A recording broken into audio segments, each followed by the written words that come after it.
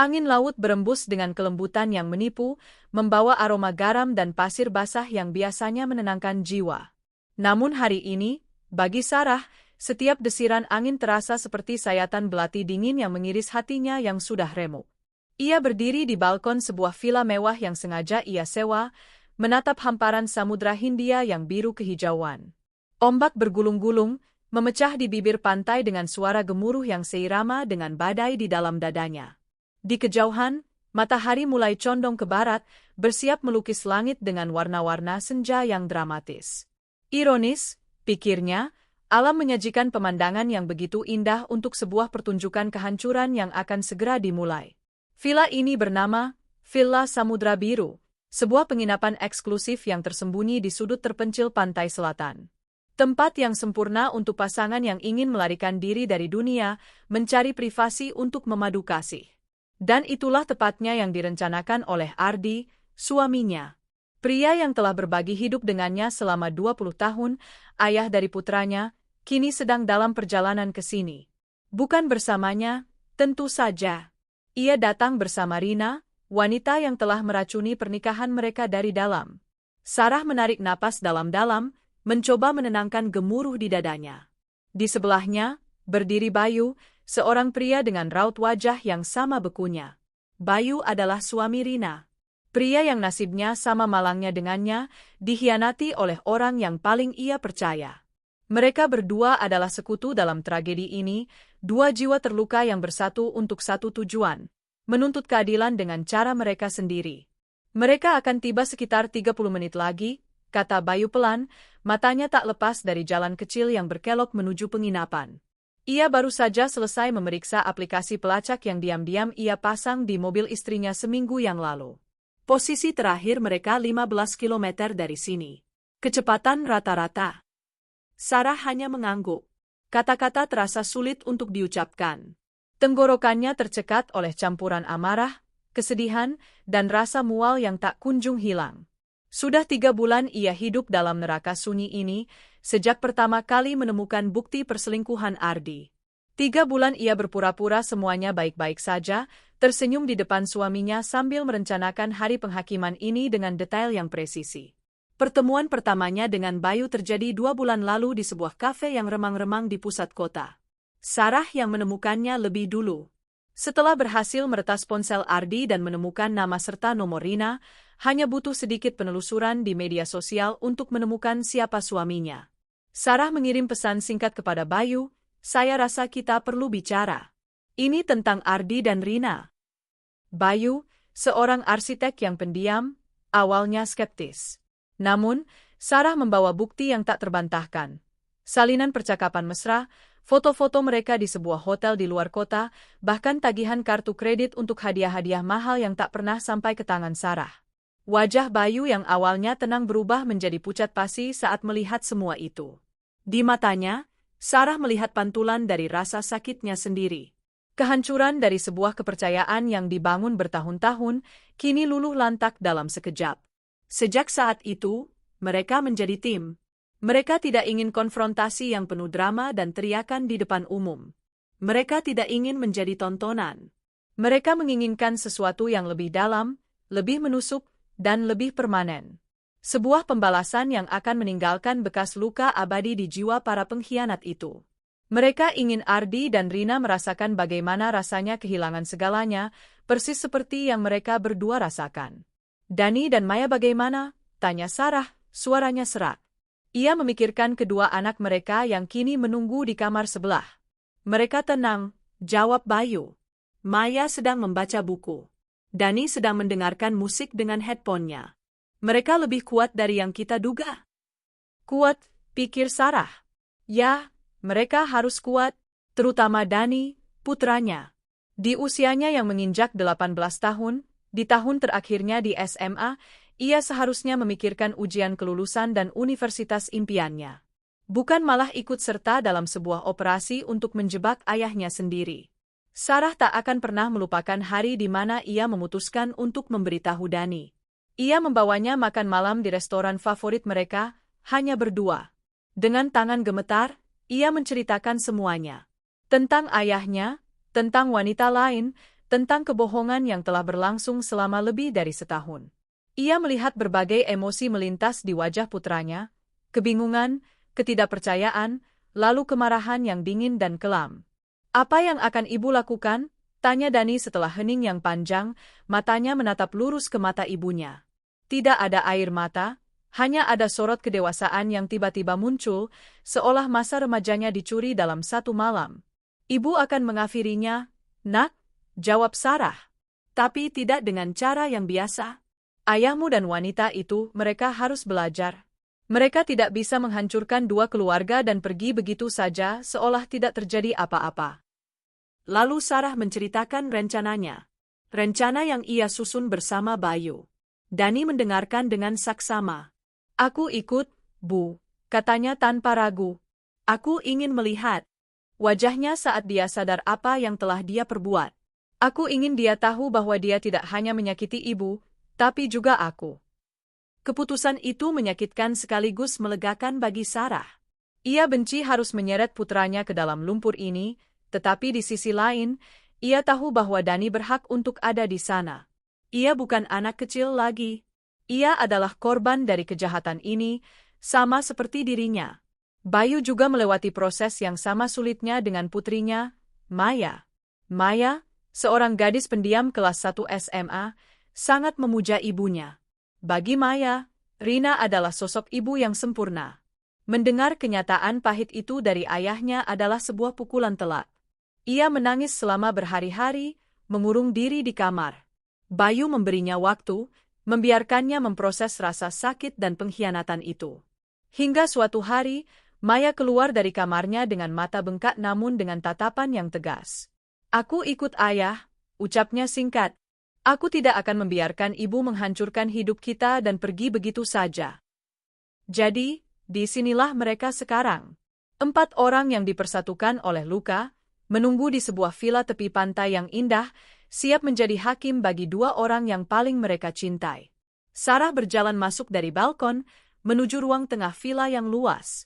Desain interiornya modern dan minimalis, dengan perabotan kayu berwarna terang dan jendela-jendela besar yang menghadap langsung ke laut. Di atas meja kopi, tergeletak 2 map tebal berwarna biru dan merah. Map biru milik Sarah, map merah milik Bayu.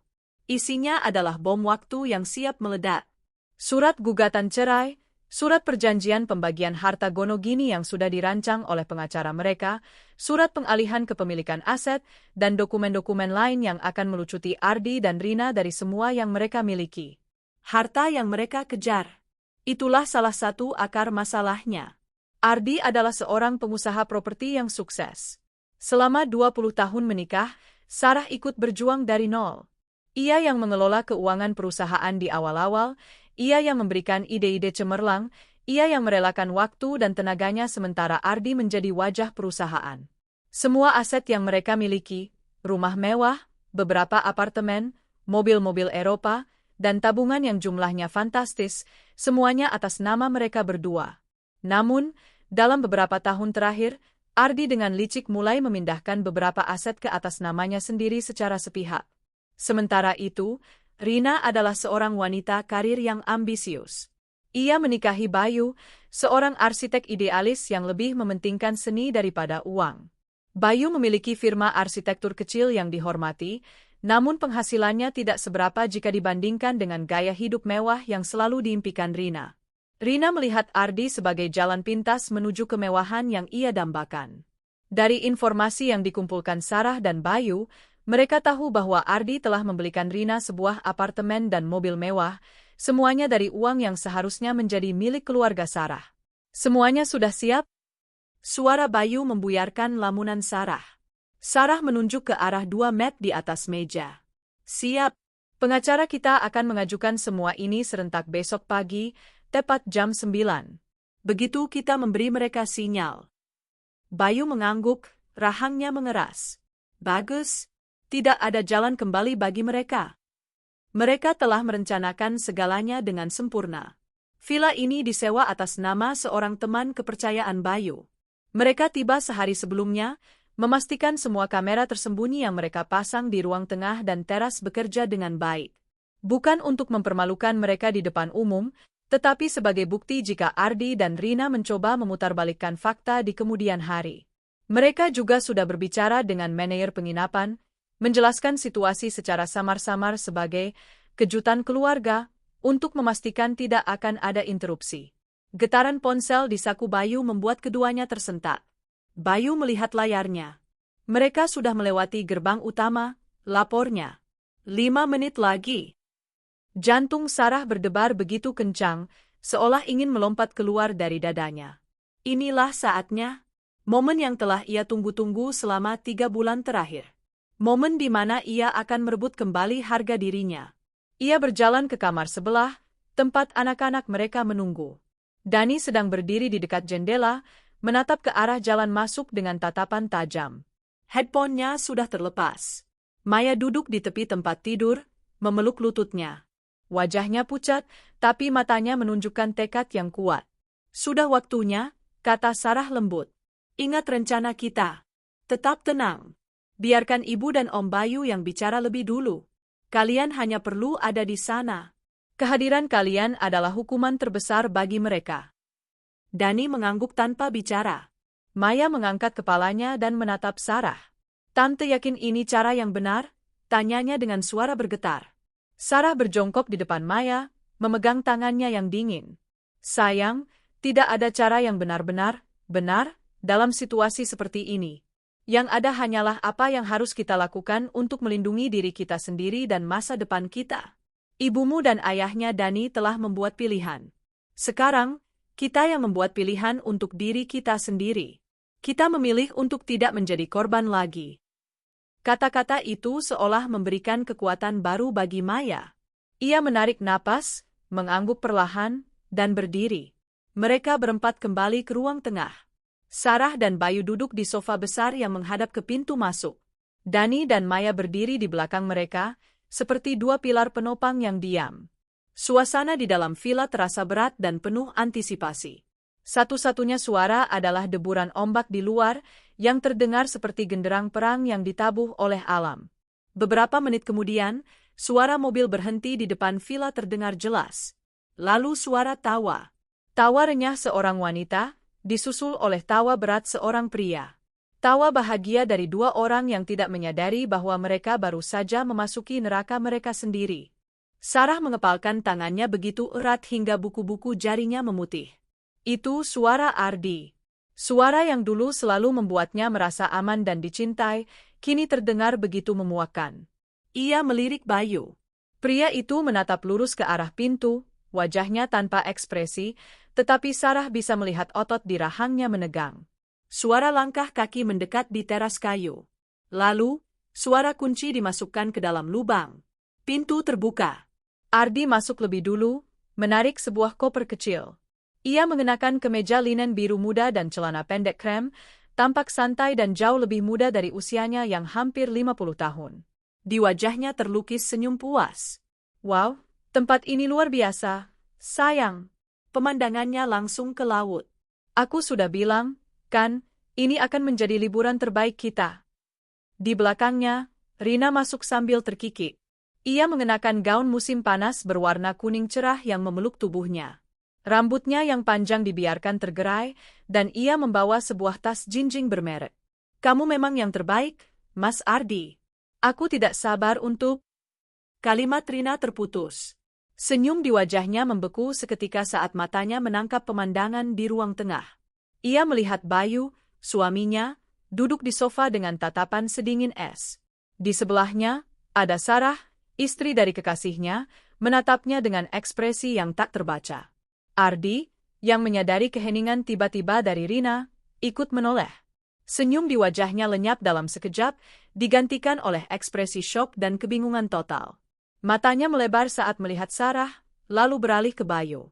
Kemudian, pandangannya jatuh pada dua sosok yang berdiri di belakang sofa. Dani, putranya, dan Maya, putri Rina. Dunia Ardi seakan berhenti berputar. Suara deburan ombak di luar tiba-tiba terdengar memekakkan telinga. Suasana liburan yang romantis dan penuh gairah menguap dalam hitungan detik, digantikan oleh keheningan yang mencekam dan penuh penghakiman. Ia merasa seperti seorang aktor di atas panggung yang tiba-tiba lupa semua dialognya, dengan ratusan mata menatapnya tanpa ampun. Ia membuka mulutnya, mencoba mengatakan sesuatu. Mungkin sebuah pertanyaan. Mungkin sebuah penyangkalan. Tapi tidak ada suara yang keluar. Tubuhnya kaku. Ia menatap Sarah, lalu Dani, lalu Bayu, lalu Maya. 4 wajah yang menatapnya tanpa emosi, seperti 4 hakim yang siap membacakan vonis mati. Di sisinya, Rina gemetar hebat. Tas jinjing yang ia pegang terlepas dari genggamannya dan jatuh ke lantai dengan suara gedebuk yang memecah keheningan. Wajahnya yang tadi merona bahagia kini pucat seperti mayat.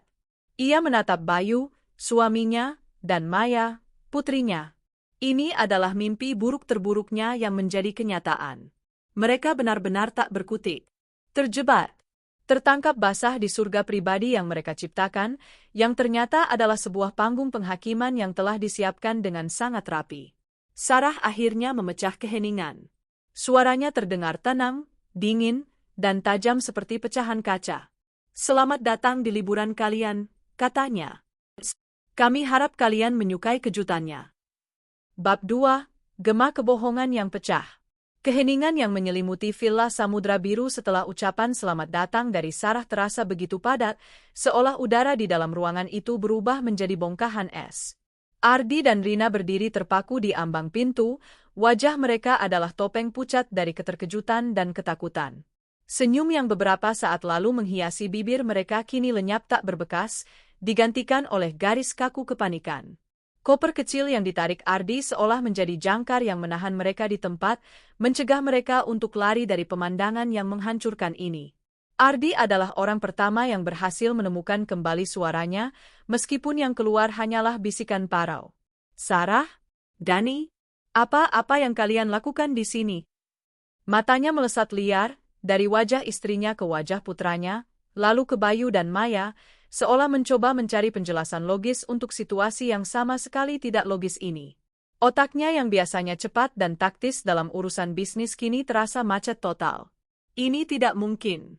Bagaimana mereka bisa tahu? Bagaimana mereka bisa ada di sini, di tempat rahasia ini? Kami? Sarah tersenyum tipis, senyum yang sama sekali tidak mencapai matanya yang dingin. "Seharusnya kami yang bertanya. Apa yang kalian lakukan di sini, Ardi? Bukankah seharusnya kamu sedang ada rapat bisnis penting di Singapura?" Perkataan itu seperti sebuah tamparan keras bagi Ardi. Singapura? Ya, itu adalah kebohongan yang ia sampaikan kepada Sarah 2 hari yang lalu. Ia bahkan sudah mempersiapkan segalanya, tiket pesawat palsu yang ia edit dengan Photoshop, dan meminta salah satu anak buahnya untuk menelepon ke rumah seolah-olah dari pihak hotel di Singapura untuk konfirmasi. Ia merasa begitu cerdas, begitu licin. Kini, kebohongan itu terungkap dengan cara yang paling brutal. Di sebelahnya, Rina juga tergagap saat Bayu angkat bicara. Suara Bayu, tidak seperti suara Sarah yang tajam, terdengar rendah dan bergetar karena amarah yang ditahan. "Dan kamu, Rina, bukankah kamu bilang ada seminar pengembangan diri selama 3 hari di puncak? Seminar yang katanya sangat penting untuk kariermu." Wajah Rina semakin pucat. Ia menatap Bayu, lalu matanya beralih ke Maya, putrinya. Melihat tatapan Maya yang kosong dan penuh kekecewaan adalah siksaan yang paling pedih. Bibirnya bergetar. "Maya, Sam, ini tidak seperti yang kamu pikirkan." "Oh, benarkah?" Sarah tertawa kecil, tawa yang terdengar kering dan getir. "Lalu seperti apa yang seharusnya kami pikirkan? Mungkin kalian berdua sedang melakukan survei untuk kegiatan amal? Atau mungkin kalian tersesat dan kebetulan masuk ke villa yang sama yang sudah kami pesan?" Sindiran tajamnya menusuk langsung ke jantung pertahanan mereka yang sudah rapuh. Ardi akhirnya berhasil menguasai sedikit dirinya. Instingnya untuk mengontrol situasi mengambil alih. Ia melangkah maju, mencoba memasang wajah tenang, meskipun keringat dingin mulai membasahi pelipisnya. "Dengar, Sarah, Bayu. Aku tahu ini terlihat buruk. Tapi kita bisa bicarakan ini baik-baik. Tidak di depan anak-anak." Ia melirik Dani dan Maya dengan tatapan memohon. Namun, justru Dani yang merespons. Pemuda itu melangkah maju dari belakang sofa, berdiri di samping ibunya. Tatapannya lurus dan tanpa rasa takut, menusuk langsung ke mata ayahnya. "Kenapa tidak, Ayah?" Suara Dani terdengar berat, jauh lebih dewasa dari usianya. "Aku sudah 18 tahun. Maya juga bukan anak kecil lagi. Kami berhak tahu.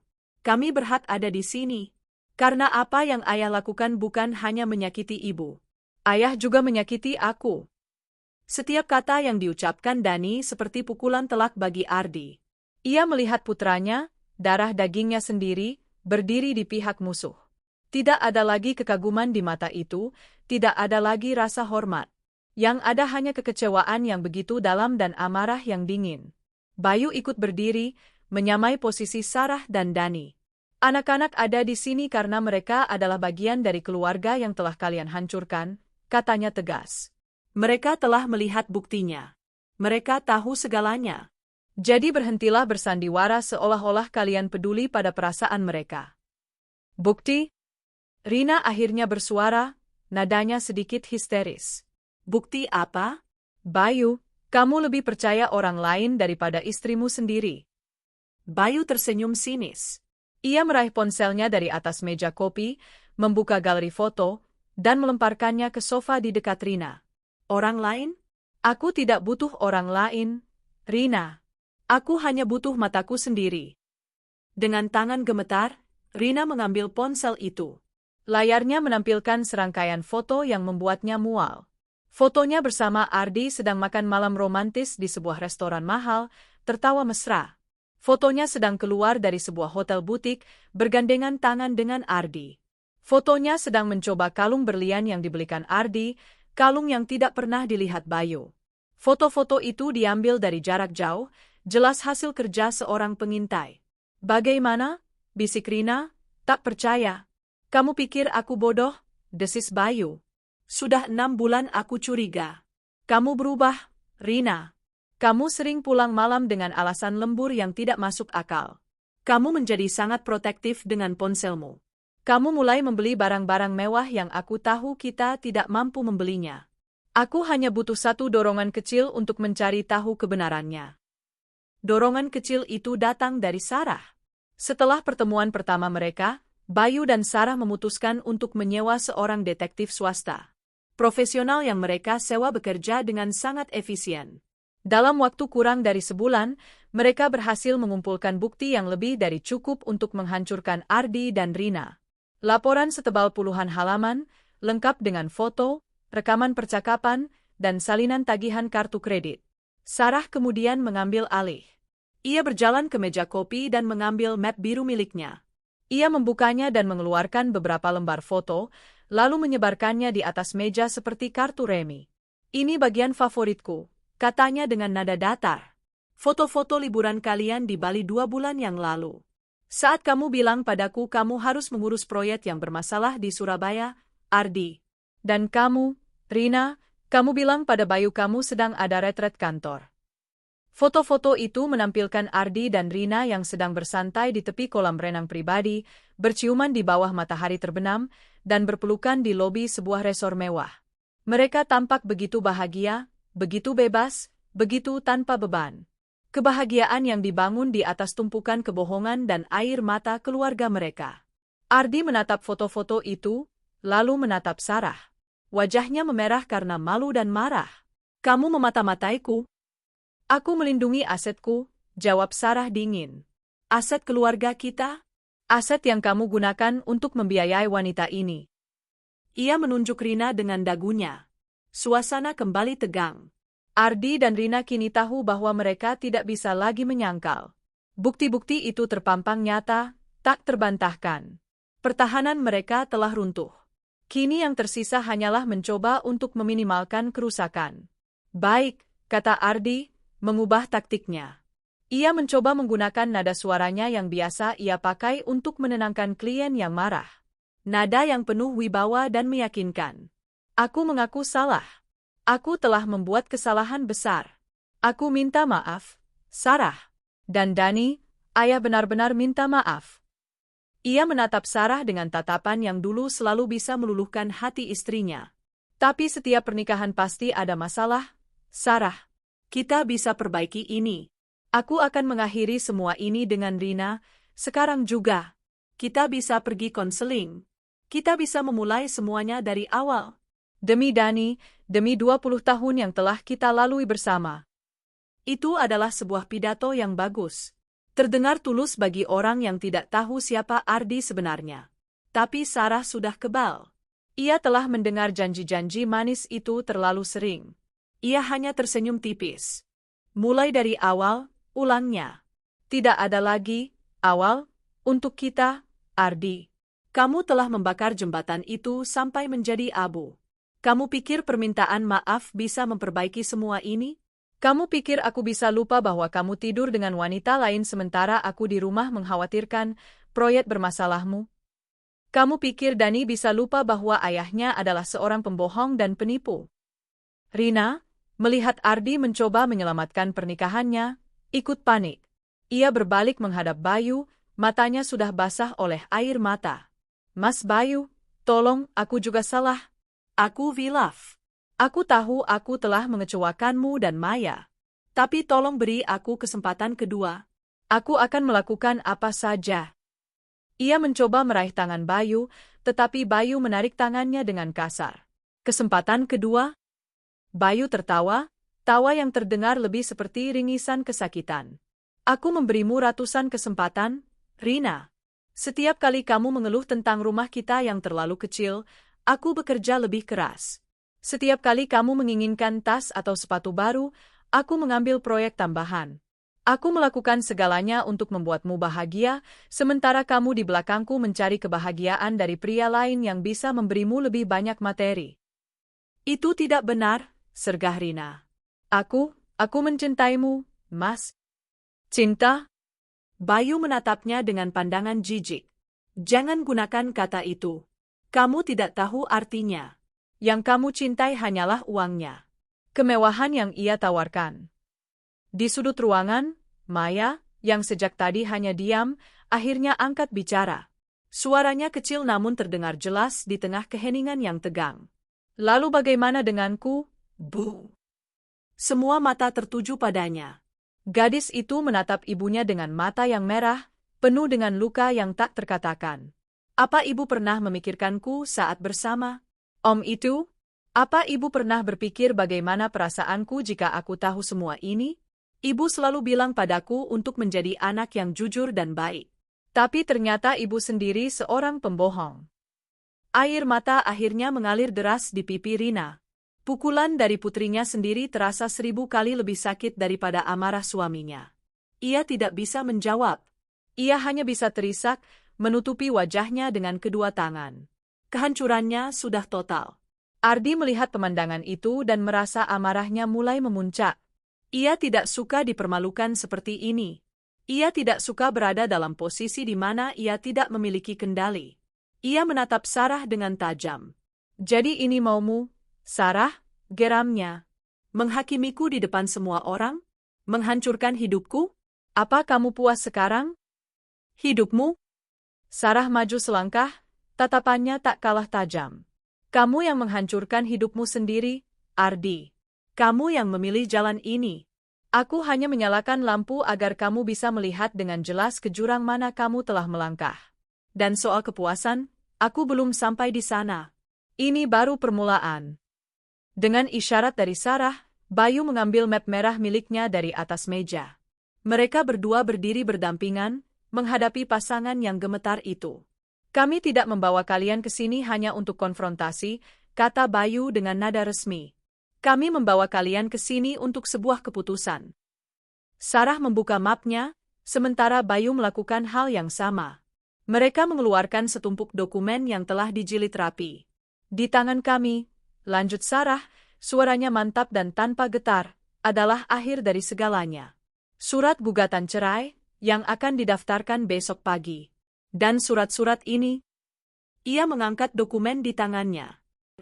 Adalah surat perjanjian pasca nikah yang telah disiapkan oleh tim pengacara kami. Surat yang akan kalian tanda tangani, di sini, sekarang juga. Ardi tertawa dingin. Kamu pasti sudah gila. Aku tidak akan menandatangani apapun tanpa pengacaraku sendiri. Oh, kamu tidak punya pilihan, kata Bayu tenang. Kami sudah memegang semua bukti yang kami butuhkan. Perselingkuhan yang terdokumentasi dengan baik. Penggelapan aset perusahaan. Mata Bayu menatap tajam ke arah Ardi. Pengacaraku menemukan beberapa transaksi janggal dari rekening perusahaanmu ke rekening pribadi atas nama Rina. Cukup untuk membuatmu tidak hanya kehilangan hartamu, tapi juga kebebasanmu. Wajah Ardi berubah dari merah menjadi pucat pasi. Ia tahu apa yang dimaksud Bayu. Ia memang telah beberapa kali mentransfer uang dalam jumlah besar ke rekening Rina untuk membeli apartemen dan mobil. Ia melakukannya dengan cara yang ia pikir aman, melalui beberapa lapisan transaksi yang rumit. Ia tidak menyangka mereka akan bisa melacaknya. Perjanjian ini isinya sederhana, jelas Sarah, mengambil alih lagi. Semua aset yang didapat selama pernikahan kita akan jatuh ke tanganku dan Dani. Rumah, perusahaan, investasi, tabungan. Semuanya. Kamu akan keluar dari kehidupan kami tanpa membawa apapun, kecuali mobil yang saat ini kamu pakai dan pakaian yang melekat di badanmu. Ia kemudian menoleh ke Rina. Dan untukmu, Rina, perjanjianmu dengan Bayu juga serupa? Rumah keluarga akan menjadi milik Bayu dan Maya. Kamu tidak akan mendapatkan apa-apa. Tidak ada tunjangan, tidak ada harta gono gini. Kalian berdua memulai ini bersama, jadi kalian juga bisa memulai hidup baru bersama. Dari nol. Ardi dan Rina menatap mereka dengan ngeri. Ini bukan sekadar perceraian. Ini adalah pemusnahan total. Mereka tidak hanya akan kehilangan keluarga, tetapi juga seluruh fondasi kehidupan yang telah mereka bangun. Mereka akan dibuang ke jalanan tanpa apa-apa. Kalian tidak bisa melakukan ini, desis Ardi, suaranya dipenuhi keputusasaan. Itu ilegal. Tanyakan saja pada pengacaramu nanti, balas Bayu. Tapi saat itu, mungkin sudah terlambat. Pikirkan ini sebagai sebuah tawaran yang sangat murah hati. Kami memberimu pilihan, tanda tangani ini dan pergi dengan damai, atau kita bertemu di pengadilan dan aku akan memastikan jaksa juga ikut dalam pertemuan itu. Pilihan ada di tanganmu. Ancaman itu tergantung di udara, berat dan nyata. Ardi tahu ia sudah terpojok. Melawan berarti membuka semua boroknya di depan publik dan hukum. Itu artinya kehancuran karir, reputasi, dan kemungkinan besar, penjara. Sarah dan Bayu telah merencanakan ini dengan sangat matang. Mereka telah menutup semua jalan keluar. Sarah meletakkan dokumen dan sebuah pulpen di atas meja kopi. Kami akan memberi kalian waktu 10 menit untuk berpikir, katanya. Setelah itu, kami akan pergi dari sini. Dengan atau tanpa tanda tangan kalian. Dan nasib kalian selanjutnya akan ditentukan oleh pilihan yang kalian buat dalam 10 menit ke depan. Setelah mengatakan itu, Sarah, Bayu, Dani, dan Maya berbalik dan berjalan menuju balkon, meninggalkan Ardi dan Rina sendirian di ruang tengah yang terasa menyesakkan. Pintu kaca menuju balkon ditutup, membiarkan pasangan pengkhianat itu berdua dengan gema kebohongan mereka yang telah pecah berkeping-keping dan keputusan terberat dalam hidup mereka. Pintu kaca yang tertutup rapat itu seolah menjadi dinding transparan yang memisahkan dua dunia. Di luar, di balkon, berdiri 4 sosok yang diselimuti ketenangan dingin senja, siluet mereka terlihat tegas berlatar belakang langit yang mulai memerah. Di dalam, di ruang tengah yang mewah namun kini terasa seperti penjara, Ardi dan Rina terengah-engah seolah pasokan oksigen tiba-tiba menipis. 10 menit. Waktu yang terasa begitu singkat untuk menentukan nasib, namun terasa begitu lama untuk dijalani dalam tekanan yang mencekik. Keheningan setelah pintu tertutup hanya berlangsung beberapa detik sebelum pecah oleh suara isak tangis Rina yang tertahan. Ia merosot ke lantai, gaun kuning cerahnya kini tampak kusam dan kusut. Habislah kita? Habis sudah? Ratapnya, air mata membanjiri wajahnya yang pucat. Ardi, sebaliknya, masih berdiri kaku. Syoknya perlahan berubah menjadi amarah yang mendidih. Bukan amarah pada dirinya sendiri, tetapi amarah pada situasi, pada Sarah yang berani melawannya, dan, yang paling mudah, pada wanita yang kini menangis di kakinya. Diam, bentak Ardi, suaranya serak dan penuh racun. Tangisanmu tidak akan menyelesaikan apa-apa. Ini semua gara-gara kamu. Rina mengangkat kepalanya, matanya yang merah menatap Ardi dengan tidak percaya. Aku? Gara-gara aku? Kamu yang bilang semuanya aman. Kamu yang berjanji akan segera menceraikan istrimu. Kamu yang bilang dia wanita bodoh yang tidak akan pernah curiga. Dan aku akan melakukannya jika kamu bisa sedikit lebih sabar dan tidak pamer, balas Ardi, mondar-mandir seperti singa dalam kandang. Apartemen itu, mobil baru, perhiasan. Kamu pikir semua itu tidak akan menimbulkan kecurigaan? Aku sudah bilang padamu untuk tidak mencolok, tapi kamu tidak pernah mau mendengarkan. Keserakahanmu yang menghancurkan kita. Tuduhan itu menyengat Rina lebih dalam dari apapun. Ia bangkit berdiri, amarah kini mengalahkan rasa takutnya. Keserakahan? Jangan munafik, Ardi. Kamu menikmati semua itu. Kamu suka melihatku memakai barang-barang mahal pemberianmu. Kamu suka saat kita pergi ke tempat-tempat mewah yang tidak bisa kudatangi bersama Bayu. Kamu sendiri yang bilang aku pantas mendapatkan semua itu. Kamulah yang menciptakan monster ini, jadi jangan coba-coba menyalahkanku sekarang. Argumen mereka semakin panas, suara mereka saling tumpang tindih, memenuhi ruangan dengan energi negatif yang pekat. Mereka saling menyalahkan atas setiap kesalahan kecil, setiap kecerobohan yang telah mereka buat. Ponsel yang lupa dikunci, tagihan kartu kredit yang tidak disembunyikan dengan baik, teman yang salah dipercaya. Setiap detail kecil dari perselingkuhan mereka kini diungkit kembali, bukan sebagai kenangan manis, tetapi sebagai paku-paku yang menyusun peti mati mereka. Bagaimana mereka bisa tahu tempat ini?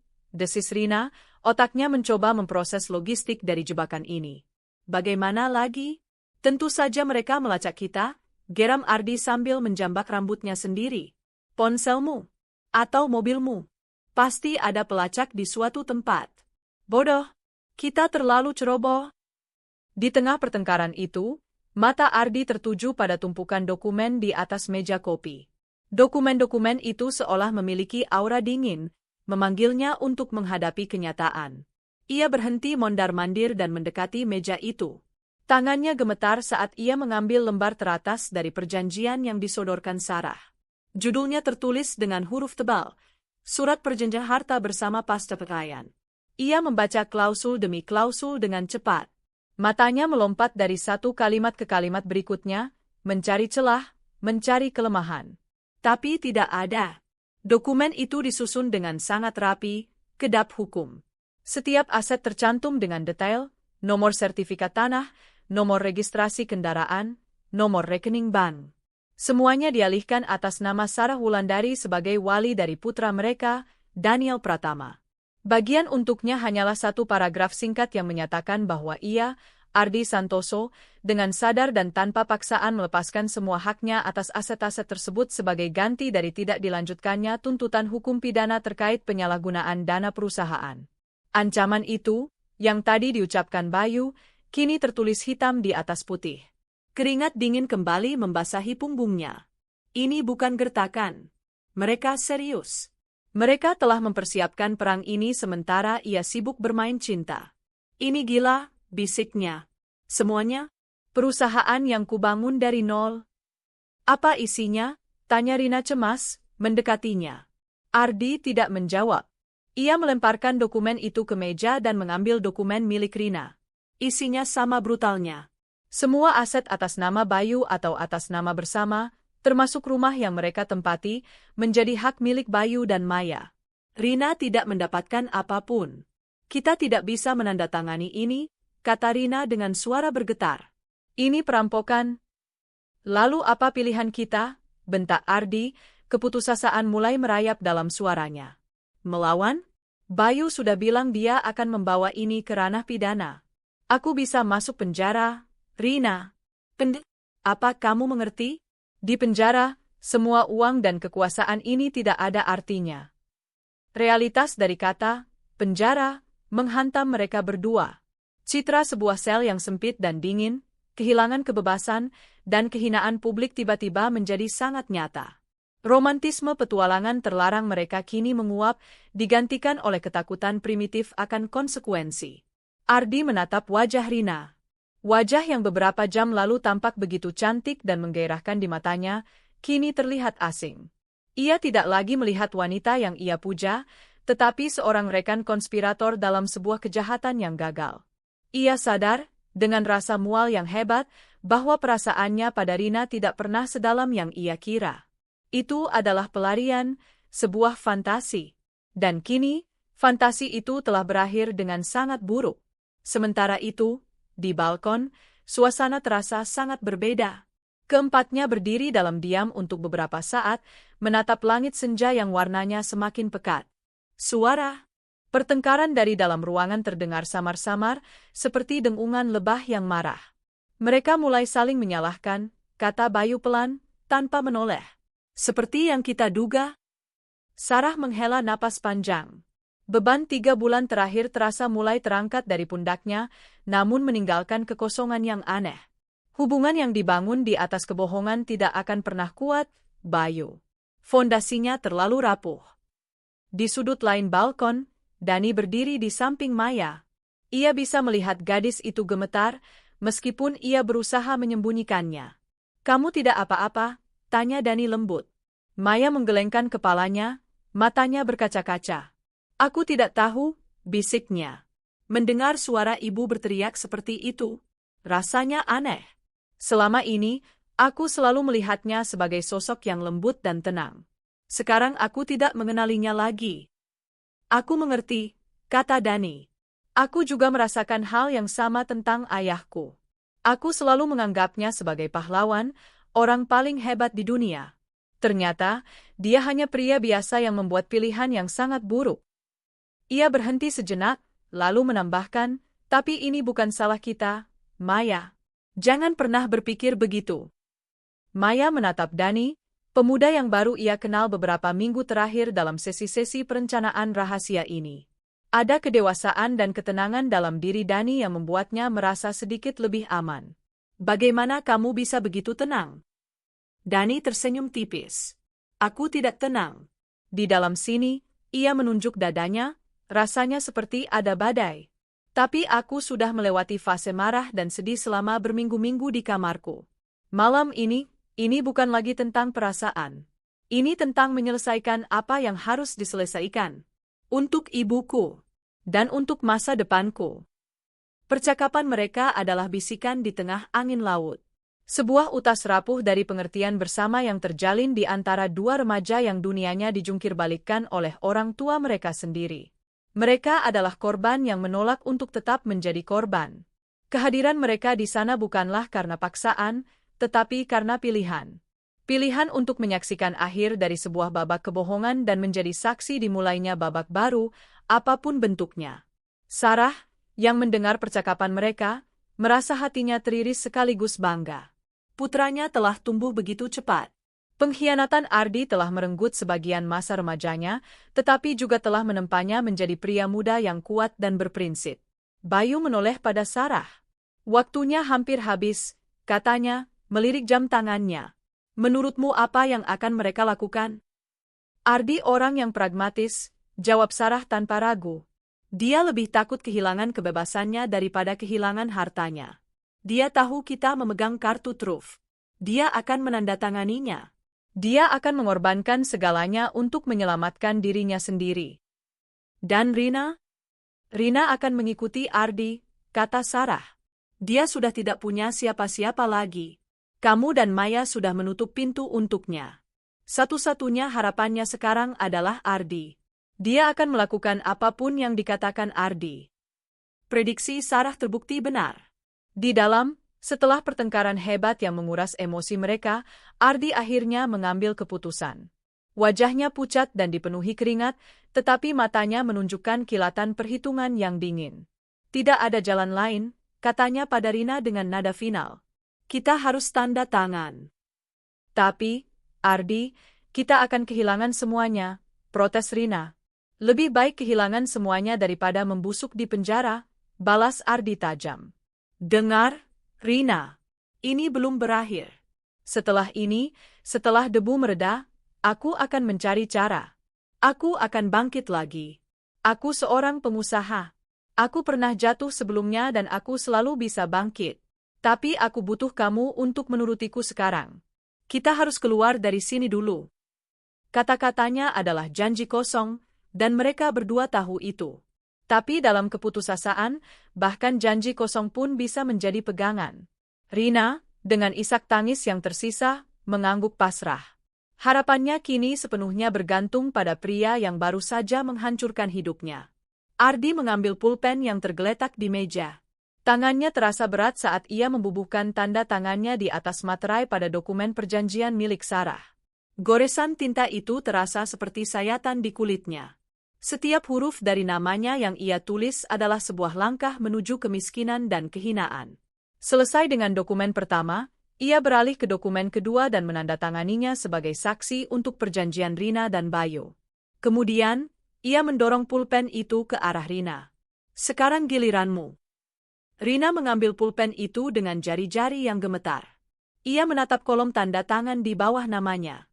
Di sana, di atas kertas, seluruh hidupnya direduksi menjadi sebuah perjanjian legal yang merenggut masa lalu dan masa depannya. Dengan air mata yang menetes di atas kertas, ia menandatangani namanya. Tepat saat goresan terakhir dibuat, pintu balkon terbuka. Sarah, Bayu, Dani, dan Maya melangkah masuk. Wajah mereka tetap tenang, seolah mereka sudah tahu apa yang akan mereka temukan. Sarah berjalan ke meja kopi tanpa mengucapkan sepatah kata pun. Ia memeriksa kedua dokumen itu, memastikan semua tanda tangan sudah ada di tempat yang seharusnya. Setelah puas, ia melipatnya dengan rapi dan memasukkannya kembali ke dalam map biru. Misi selesai. Ardi menatap Sarah, mencoba mencari sisa-sisa kelembutan di mata wanita yang pernah begitu memujanya. Tapi yang ia temukan hanyalah gurun yang dingin. Aku? Tidak perlu ada yang dikatakan lagi, Ardi, potong Sarah. Suaranya datar. Semuanya sudah selesai. Bayu melangkah maju. Ia tidak menatap Rina, melainkan langsung pada Ardi. Kunci mobil dan dompet kalian, perintahnya. Ardi dan Rina terkejut. Apa maksudmu? Tanya Ardi. Mobil yang kamu pakai adalah aset perusahaan. Sekarang perusahaan itu milik Sarah. Dompet kalian isinya kartu kredit yang terhubung dengan rekening bersama atau rekening perusahaan. Semuanya akan diblokir dalam 1 jam ke depan, jelas Bayu dengan sabar, seolah menjelaskan pada anak kecil. Kami akan menyisakan sedikit uang tunai untuk kalian agar bisa naik taksi. Ini adalah penghinaan terakhir. Pelucutan senjata total. Dengan tangan gemetar karena marah, Ardi mengeluarkan kunci mobil dan dompetnya, meletakkannya di atas meja. Rina melakukan hal yang sama, isak tangisnya kembali terdengar. Bayu mengambil dompet mereka, mengeluarkan semua kartu, dan hanya menyisakan beberapa lembar uang ratusan ribu di masing-masing dompet. Lalu ia meletakkannya kembali di meja. Sekarang, pergi, kata Bayu, suaranya tidak menyisakan ruang untuk negosiasi. Ia menunjuk ke arah pintu keluar. Ardi menatap Dani, putranya, untuk terakhir kali. Dani? Dani hanya menatapnya dengan pandangan kosong, lalu memalingkan wajahnya. Penolakan itu adalah pukulan terakhir yang menghancurkan sisa-sisa harga diri Ardi. Rina mencoba mendekati Maya. Maya, putriku, tolong. Maya mundur selangkah, berlindung di belakang ayahnya. Jangan sentuh aku, bisiknya. Hati Rina hancur berkeping-keping. Dengan langkah gontai, Ardi berjalan menuju pintu. Ia bahkan tidak lagi melihat ke arah Rina. Saat ini, setiap orang harus menyelamatkan dirinya sendiri. Rina, menyadari bahwa ia telah ditinggalkan, mengikutinya dari belakang seperti bayangan. Mereka membuka pintu dan melangkah keluar dari villa yang seharusnya menjadi surga cinta mereka. Mereka melangkah ke dalam kegelapan senja yang semakin pekat, hanya dengan pakaian di badan, sedikit uang tunai, dan rasa malu yang tak terhingga. Pintu villa tertutup di belakang mereka dengan suara klik yang tegas, mengunci mereka di luar. Di dalam, 4 orang berdiri dalam keheningan, mendengarkan suara langkah kaki yang menjauh, lalu hilang ditelan oleh suara deburan ombak yang abadi. Pertunjukan telah usai. Tirai telah diturunkan. Pintu yang tertutup itu bergema di keheningan villa Samudra Biru. Di satu sisi pintu, ada 4 orang yang berdiri di tengah puing-puing kehidupan lama mereka, terengah-engah dalam kekosongan setelah badai. Di sisi lain, ada 2 orang yang baru saja didorong keluar ke dalam kegelapan, memulai perjalanan panjang mereka menyusuri jalan kehancuran. Malam itu, di tepi samudra yang sama, dua takdir yang sangat berbeda mulai terbentang. Narasi pertama, perjalanan menuju dasar. Bagi Ardi dan Rina, udara malam yang hangat terasa dingin menusuk kulit. Kemewahan villa dengan pendingin udaranya yang nyaman kini terasa seperti mimpi yang jauh. Mereka berdiri sejenak di jalan setapak berkerikil, diselimuti oleh kegelapan yang hanya ditembus oleh lampu-lampu taman yang redup. Suara deburan ombak yang beberapa jam lalu terdengar romantis kini terdengar seperti cemoohan alam semesta. "Sekarang apa?" bisik Rina, suaranya parau karena menangis. Ia menatap Ardi, mencari secercah harapan, sebuah rencana. Ia masih berpegang pada janji Ardi di dalam tadi, bahwa pria ini akan bangkit lagi. Namun, pria yang balas menatapnya bukanlah Ardi sang pengusaha properti yang penuh percaya diri. Ini adalah Ardi yang kalah, yang terhina. Matanya liar dan penuh amarah. "Apa? Tentu saja kita pergi dari sini," desisnya. Ia mulai berjalan dengan langkah cepat menyusuri jalan setapak menuju gerbang utama resor, meninggalkan Rina yang terhuyung-huyung untuk mengikutinya. Jarak dari villa ke gerbang utama ternyata cukup jauh, sekitar 1 kilometer. Perjalanan yang seharusnya mereka nikmati dengan mobil mewah kini harus mereka tempuh dengan kaki. Gaun musim panas Rina dan sepatu hak tingginya sama sekali tidak cocok untuk berjalan di atas kerikil. Setiap beberapa langkah, ia tersandung. "Ardi, tunggu," keluhnya. "Kakiku sakit." Ardi berhenti dan berbalik, wajahnya tidak menunjukkan simpati sedikit pun. "Lepaskan sepatumu. Kamu pikir ini waktunya untuk mengeluh?" bentaknya. Tertegun oleh kekasarannya, Rina menahan air matanya dan melakukan apa yang diperintahkan. Ia melepas sepatunya, merasakan tajamnya kerikil di telapak kakinya yang lembut. Penghinaan ini terasa begitu nyata. Ia berjalan tertatih-tatih di belakang Ardi, membawa sepatunya yang mahal seperti membawa sepasang borgol. Di pos keamanan, seorang satpam yang ramah menyapa mereka. "Selamat malam, Bapak, Ibu. Ada yang bisa saya bantu? Mobilnya ada masalah?" Ardi bahkan tidak sanggup menatap wajah satpam itu. Rasa malu membakarnya. "Tidak.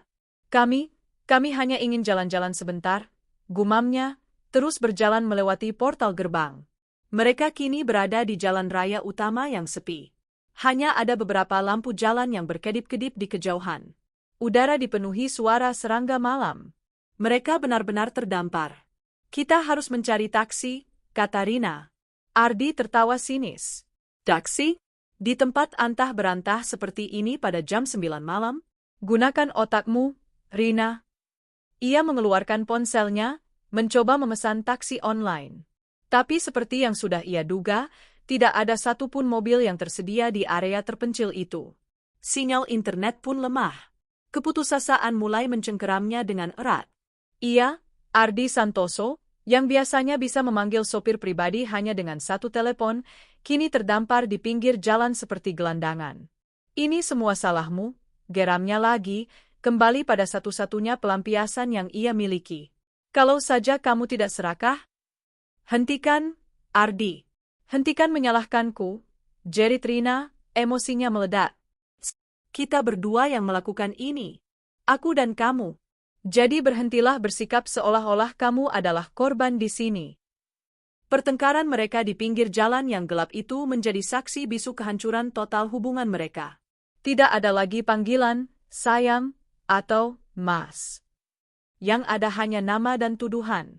Cinta dan gairah yang pernah mereka rasakan kini menguap tak berbekas, digantikan oleh racun kebencian dan penyesalan. Setelah hampir setengah jam menunggu tanpa hasil, sebuah mobil pick-up tua yang membawa sayuran berhenti di dekat mereka. Sopirnya, seorang pria parubaya yang baik hati, menjulurkan kepalanya. "Mau ke arah kota, Mas, Mbak?" Ardi ragu-ragu.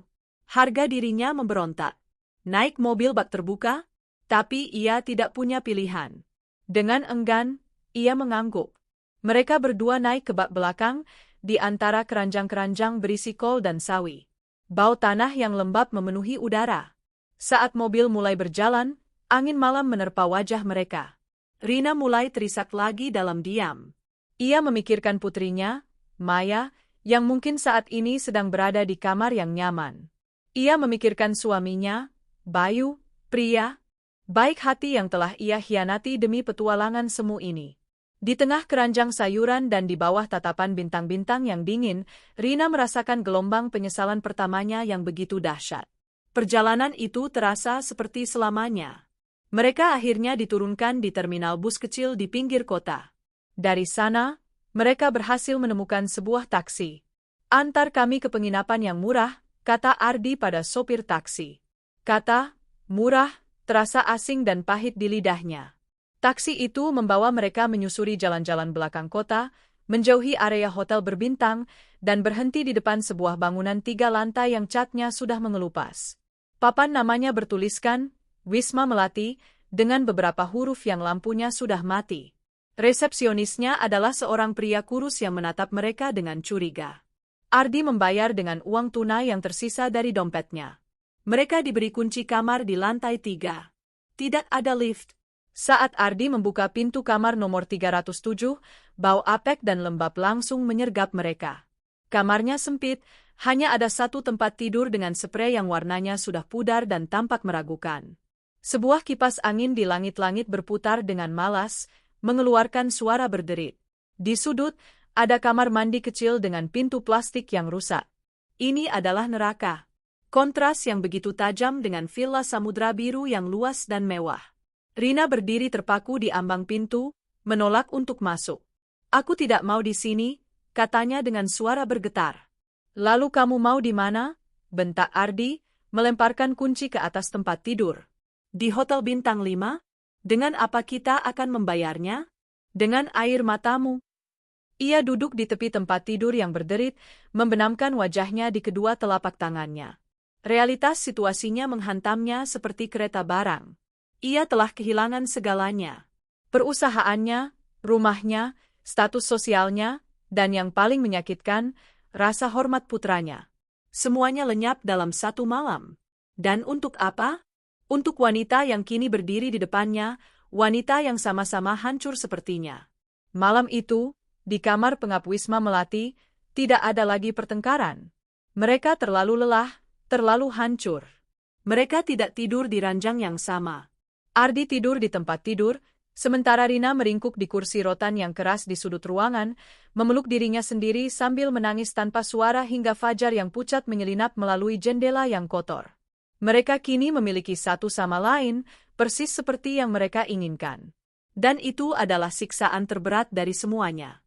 Narasi kedua, keheningan setelah badai. Di dalam villa Samudra Biru, keheningan yang ditinggalkan Ardi dan Rina terasa berat dan canggung. 4 orang itu berdiri di ruang tengah, tidak yakin harus berbuat apa atau berkata apa. Misi telah selesai, musuh telah dikalahkan, tetapi tidak ada rasa kemenangan.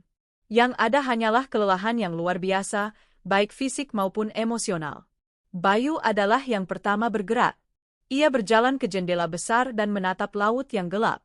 "Sudah berakhir," gumamnya, lebih pada dirinya sendiri. Sarah mengangguk. Ia menatap kedua anak mereka. Wajah Dani terlihat tegar, tetapi matanya menunjukkan kesedihan yang dalam. Maya, di sisi lain, tampak begitu rapuh, seolah bisa hancur berkeping-keping jika disentuh. "Kalian pasti lapar," kata Sarah lembut, mencoba memecah ketegangan. "Bagaimana kalau kita pesan makanan?" Tidak ada yang menolak. Gagasan tentang melakukan sesuatu yang normal, seperti makan, terasa seperti sebuah pelampung di tengah lautan emosi yang bergejolak. Sarah mengambil menu layanan kamar dan mereka memesan beberapa porsi nasi goreng dan sate, serta minuman hangat. Sambil menunggu makanan datang, tidak ada yang banyak bicara. Dani mengeluarkan ponselnya dan memasang earphone, bukan untuk mendengarkan musik, tetapi lebih untuk menciptakan penghalang dari dunia luar. Maya duduk di sofa, memeluk bantal, matanya menatap kosong ke depan. Sarah dan Bayu saling berpandangan. Mereka tahu malam ini akan menjadi malam yang panjang. Ketika makanan tiba, mereka mengaturnya di meja makan di teras. Suara deburan ombak menjadi musik latar mereka. Awalnya, mereka makan dalam diam. Hanya suara sendok dan garpu yang beradu dengan piring. Kemudian, Bayu mencoba memulai percakapan. "Dani," katanya, "setelah semua ini, apa rencanamu selanjutnya? Masih tetap dengan rencana universitas di luar negeri?" Dani mengangkat kepalanya, terkejut karena diajak bicara. Ia melepas earphone-nya. Iya, Om. Justru sekarang, aku merasa harus lebih fokus lagi. Aku ingin membuat ibu bangga. Sarah tersenyum, matanya berkaca-kaca. Ia mengulurkan tangan dan mengusap punggung tangan putranya. Ibu sudah bangga padamu, Nak. Sangat bangga.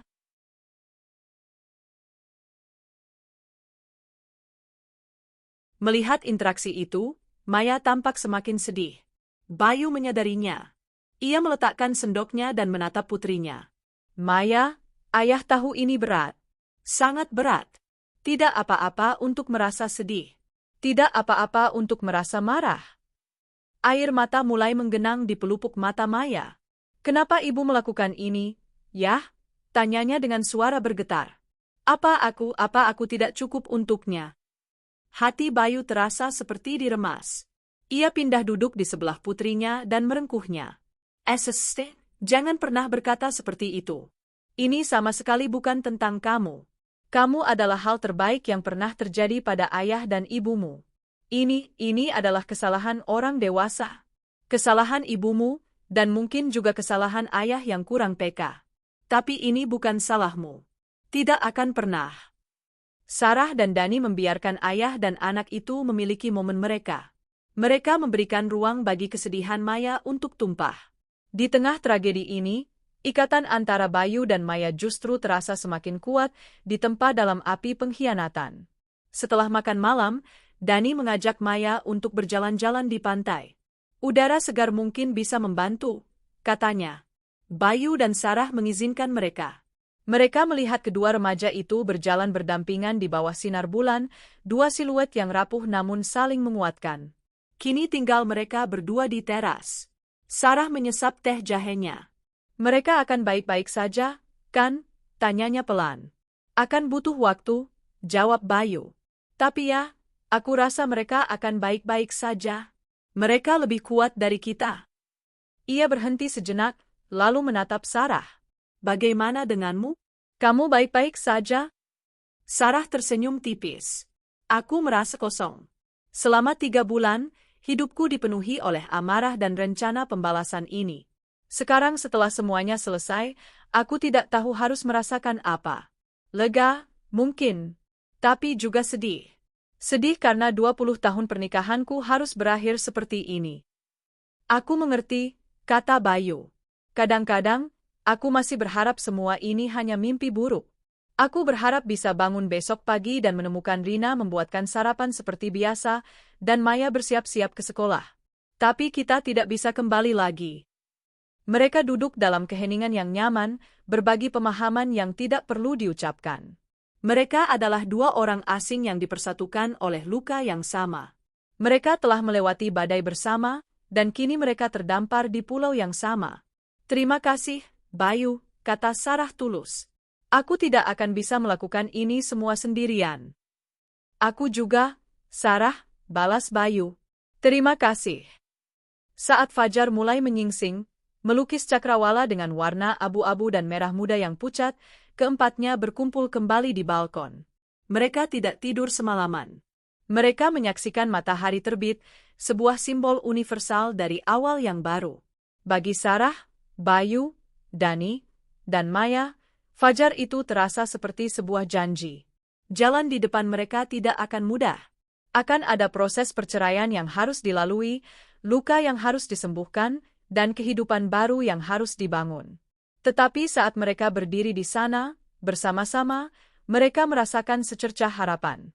Mereka telah mengambil kembali kendali atas hidup mereka. Fajar itu adalah fajar yang pucat, tetapi di baliknya ada janji hari yang lebih cerah. Mereka telah selamat. Dan untuk saat ini, itu sudah lebih dari cukup. 1 bulan telah berlalu sejak malam penghakiman di tepi pantai. Senja yang dramatis telah lama berganti menjadi ribuan pagi dan malam yang harus dijalani. Badai telah reda, menyisakan keheningan yang aneh dan ruang-ruang hampa di hati setiap orang. Namun, cara mereka mengisi kekosongan itu sangatlah berbeda. Bagi sebagian, kekosongan itu diisi dengan puing-puing dan penyesalan.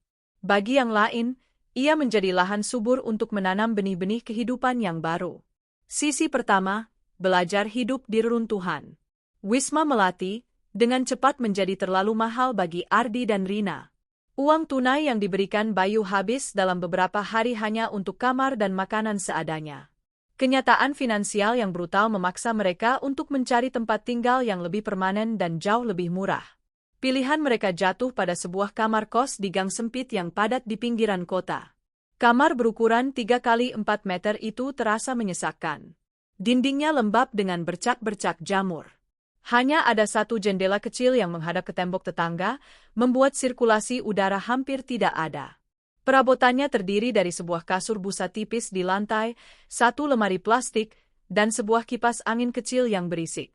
Kamar mandi digunakan bersama-sama dengan penghuni kos lainnya, sebuah kenyataan yang setiap hari terasa seperti tamparan bagi Rina yang terbiasa dengan kamar mandi pribadi yang mewah dan bersih.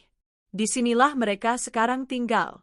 2 orang yang terbiasa dengan kemewahan dan ruang yang luas, kini terkurung bersama dalam sebuah kotak sempit yang berbau pengap. Ardi menghabiskan hari-harinya dengan frustrasi yang semakin memuncak. Di minggu pertama, ia masih memiliki sisa-sisa arogansinya. Ia mencoba menghubungi beberapa kolega bisnis dan teman-teman lamanya, berharap bisa meminjam modal atau setidaknya mendapatkan pekerjaan di level manajerial. Namun, respons yang ia terima seragam, dingin dan menghindar. Berita tentang perceraiannya yang kacau dan pengambil alihan perusahaan oleh istrinya rupanya telah menyebar di lingkaran mereka. Tidak ada yang mau berurusan dengan orang yang dianggap bermasalah dan telah kehilangan segalanya. Panggilan teleponnya tidak diangkat, pesannya hanya dibaca tanpa dibalas. Dalam dunia bisnis yang kejam, Ardi Santoso kini adalah nama yang beracun. Bajingan-bajingan penjilat, makinya suatu sore setelah panggilan teleponnya yang kesekian kali ditolak. Ia melempar ponsel murah yang baru ia beli ke kasur. Dulu, mereka semua mengemis proyek padaku. Sekarang, mereka bahkan tidak mau bicara denganku. Rina, yang sedang mencuci satu-satunya piring mereka di ember kecil, hanya bisa diam. Ia sudah lelah mendengar keluhan Ardi. Setiap hari adalah lagu yang sama, menyalahkan dunia, menyalahkan teman-temannya, dan tentu saja, menyalahkan Rina. Kehidupan Rina sendiri tidak kalah menyedihkan. Ia mencoba mencari pekerjaan, tetapi pengalamannya sebagai manajer di sebuah butik fashion beberapa tahun lalu terasa tidak relevan. Ia tidak memiliki keahlian spesifik, dan penampilannya yang kini kuyu dan tidak terawat tidak membantunya dalam wawancara kerja. Ia akhirnya mendapatkan pekerjaan sebagai penjaga toko pakaian di sebuah mall kecil dengan gaji yang hanya cukup untuk membayar sewa kos dan membeli mie instan. Setiap hari adalah sebuah perjuangan. Pagi hari, ia harus berdesak-desakan di angkutan umum. Siang hari, ia harus berdiri selama 8 jam melayani pelanggan yang cerewet. Malam hari, ia pulang ke kamar kos yang sempit dan disambut oleh wajah masam Ardi yang menganggur. "Hanya segini yang kamu dapat?" tanya Ardi sinis suatu malam, melihat beberapa lembar uang puluhan ribu yang diletakkan Rina di meja. "Gaji sebulanmu bahkan tidak cukup untuk membeli sebotol wine yang biasa kita minum. Kalau begitu, kenapa kamu tidak cari kerja saja?" balas Rina, kelelahannya membuatnya berani melawan. "Apapun. Jadi supir, jadi kuli bangunan. Lakukan sesuatu selain hanya mengeluh." Pertengkaran itu meledak menjadi adu mulut yang sengit. Mereka saling mengungkit masa lalu, saling menyakiti dengan kata-kata paling tajam yang bisa mereka temukan. Di tengah pertengkaran itu, Ardi mencengkeram lengan Rina dengan keras. "Jangan pernah bicara seperti itu padaku," desisnya, matanya memerah karena marah. "Aku melakukan ini semua untuk siapa? Untuk memenuhi gaya hidupmu yang mewah. Kalau bukan karena kamu, aku masih berada di rumahku, di perusahaanku." Rina menatap Ardi dengan ngeri dan jijik. Pria yang dulu ia puja karena kekuasaannya, kini menunjukkan wajah aslinya, seorang pria lemah yang hanya bisa menggunakan kekerasan saat frustrasi. Ia menyentakkan lengannya hingga terlepas. Malam itu, untuk pertama kalinya, Rina menyadari bahwa ia tidak hanya terjebak dalam kemiskinan, tetapi juga dalam hubungan yang beracun dan berbahaya. Cinta telah lama mati, kini yang tersisa hanyalah kebencian. Sementara Ardi dan Rina tenggelam semakin dalam, kehidupan di 2 rumah lainnya mulai menemukan ritme barunya, meskipun masih diiringi oleh gema dari masa lalu. Sarah Wulandari kini adalah CEO dari Santoso Property. Transformasinya luar biasa. Awalnya, banyak karyawan dan dewan direksi yang meragukannya. Mereka melihatnya hanya sebagai istri Pak Ardi. Namun, Sarah membuktikan bahwa mereka salah. Ia bekerja 18 jam sehari. Ia mempelajari setiap detail perusahaan yang selama bertahun-tahun ia bantu bangun dari belakang layar. Ia mengadakan rapat dengan semua kepala departemen, bukan untuk memberi perintah, tetapi untuk mendengarkan. Gayanya yang kolaboratif dan empatik sangat kontras dengan gaya kepemimpinan Ardi yang otokratis, perlahan-lahan memenangkan hati para karyawan. Pagi itu, ia duduk di ruang rapat yang besar, memimpin presentasi untuk proyek perumahan baru. Ia tidak lagi terlihat seperti ibu rumah tangga yang terluka. Ia mengenakan blazer yang elegan, rambutnya ditata rapi, dan sorot matanya tajam dan penuh percaya diri. Ia menjawab setiap pertanyaan dari investor dengan data dan analisis yang akurat. Di akhir presentasi, seluruh ruangan memberinya tepuk tangan meriah. Saat kembali ke ruang kerjanya, ruangan yang dulu menjadi singgasana Ardi, ia duduk sejenak di kursi kulit yang besar. Ia menatap foto Dani di mejanya. Inilah alasannya berjuang.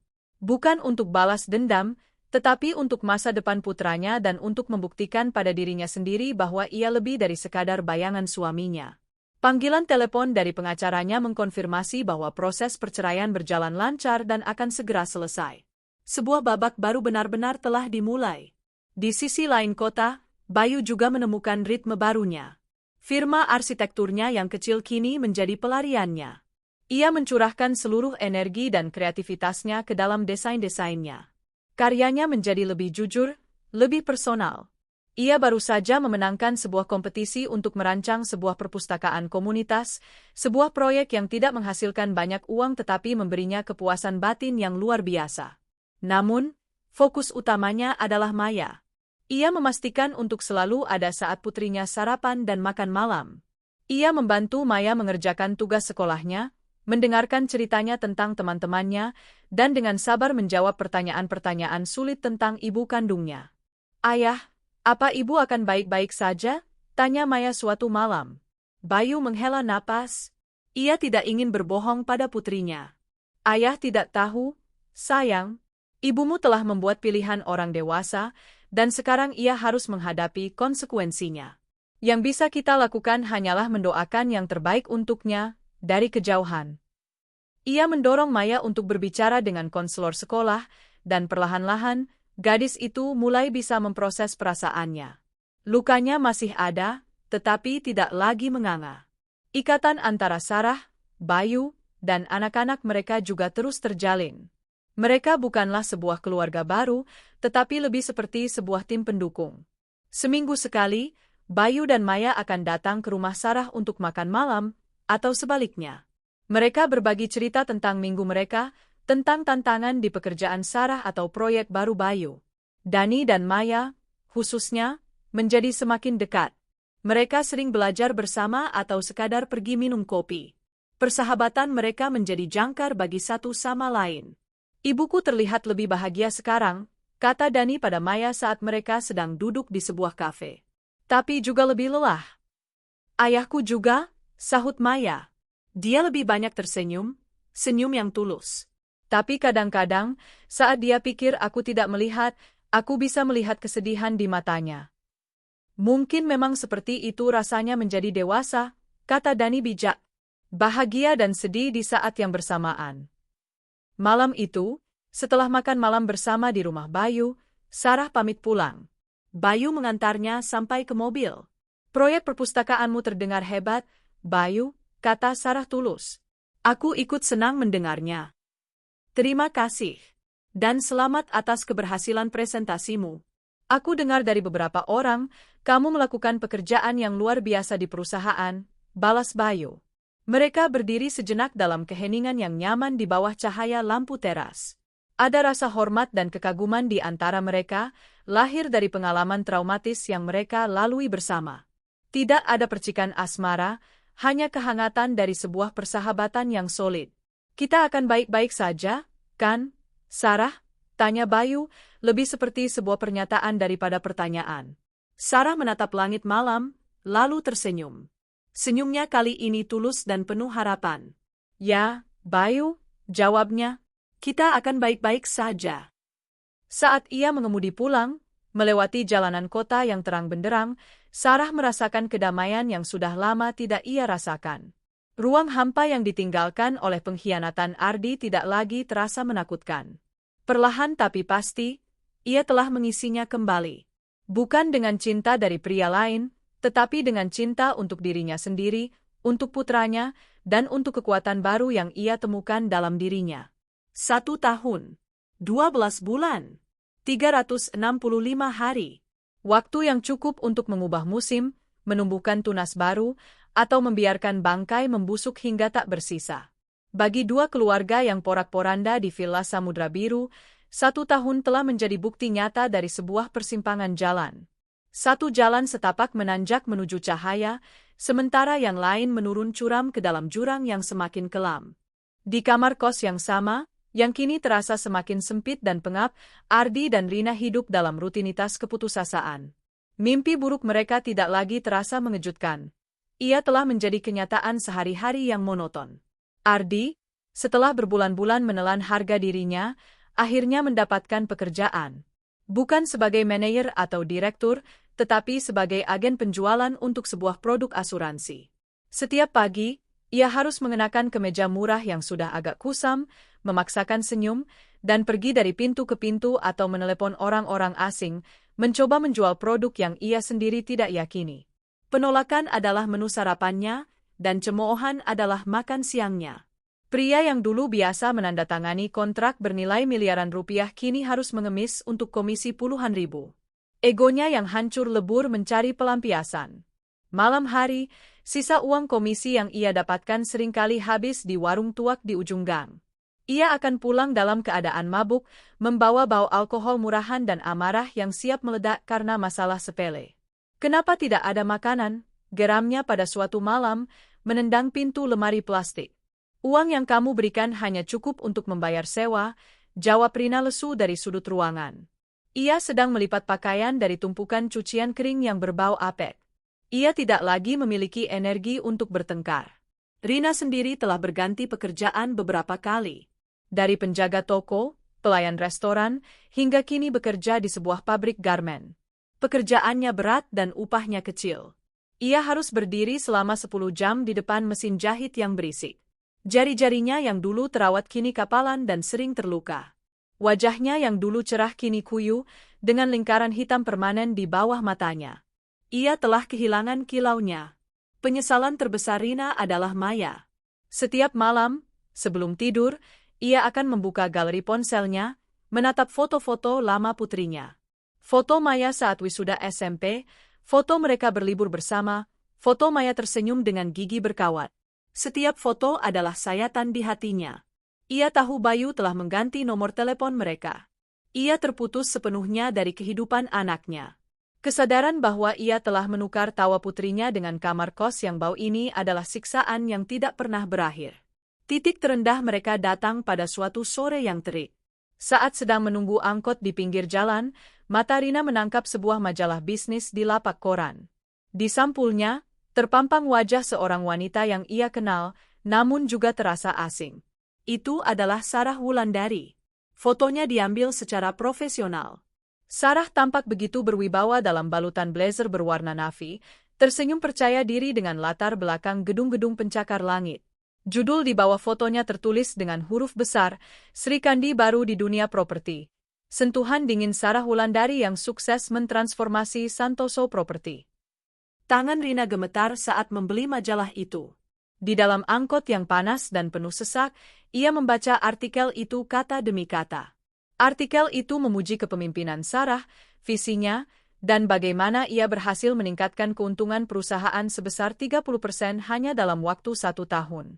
Ada kutipan dari Sarah di dalamnya, "Saya belajar bahwa kekuatan terbesar seorang wanita bukanlah saat ia berdiri di belakang pria sukses, tetapi saat ia menemukan kekuatannya sendiri setelah terjatuh." Malam itu, Rina menunjukkan majalah itu pada Ardi. Reaksi Ardi bisa ditebak. Ia tidak melihat kesuksesan mantan istrinya. Ia melihatnya sebagai penghinaan terbesar. Dia melakukan semua ini untuk pamer, raungnya, meremas majalah itu hingga tak berbentuk. Dia menggunakan perusahaanku, uangku, untuk membangun citra dirinya. Dasar wanita licik.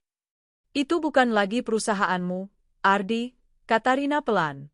Dan itu juga bukan lagi uangmu. Diam, bentak Ardi, matanya memerah. Semua ini tidak akan terjadi kalau bukan karena kamu. Kamu yang menyeretku ke dalam lumpur ini. Pertengkaran itu adalah yang terburuk yang pernah mereka alami. Mereka saling melempar semua kesalahan, semua kepahitan, semua kebencian yang telah menumpuk selama setahun. Pada akhirnya, tidak ada lagi yang tersisa di antara mereka. Hanya dua orang asing yang terikat oleh kegagalan bersama, terpenjara dalam sebuah ruangan sempit yang mereka sebut rumah.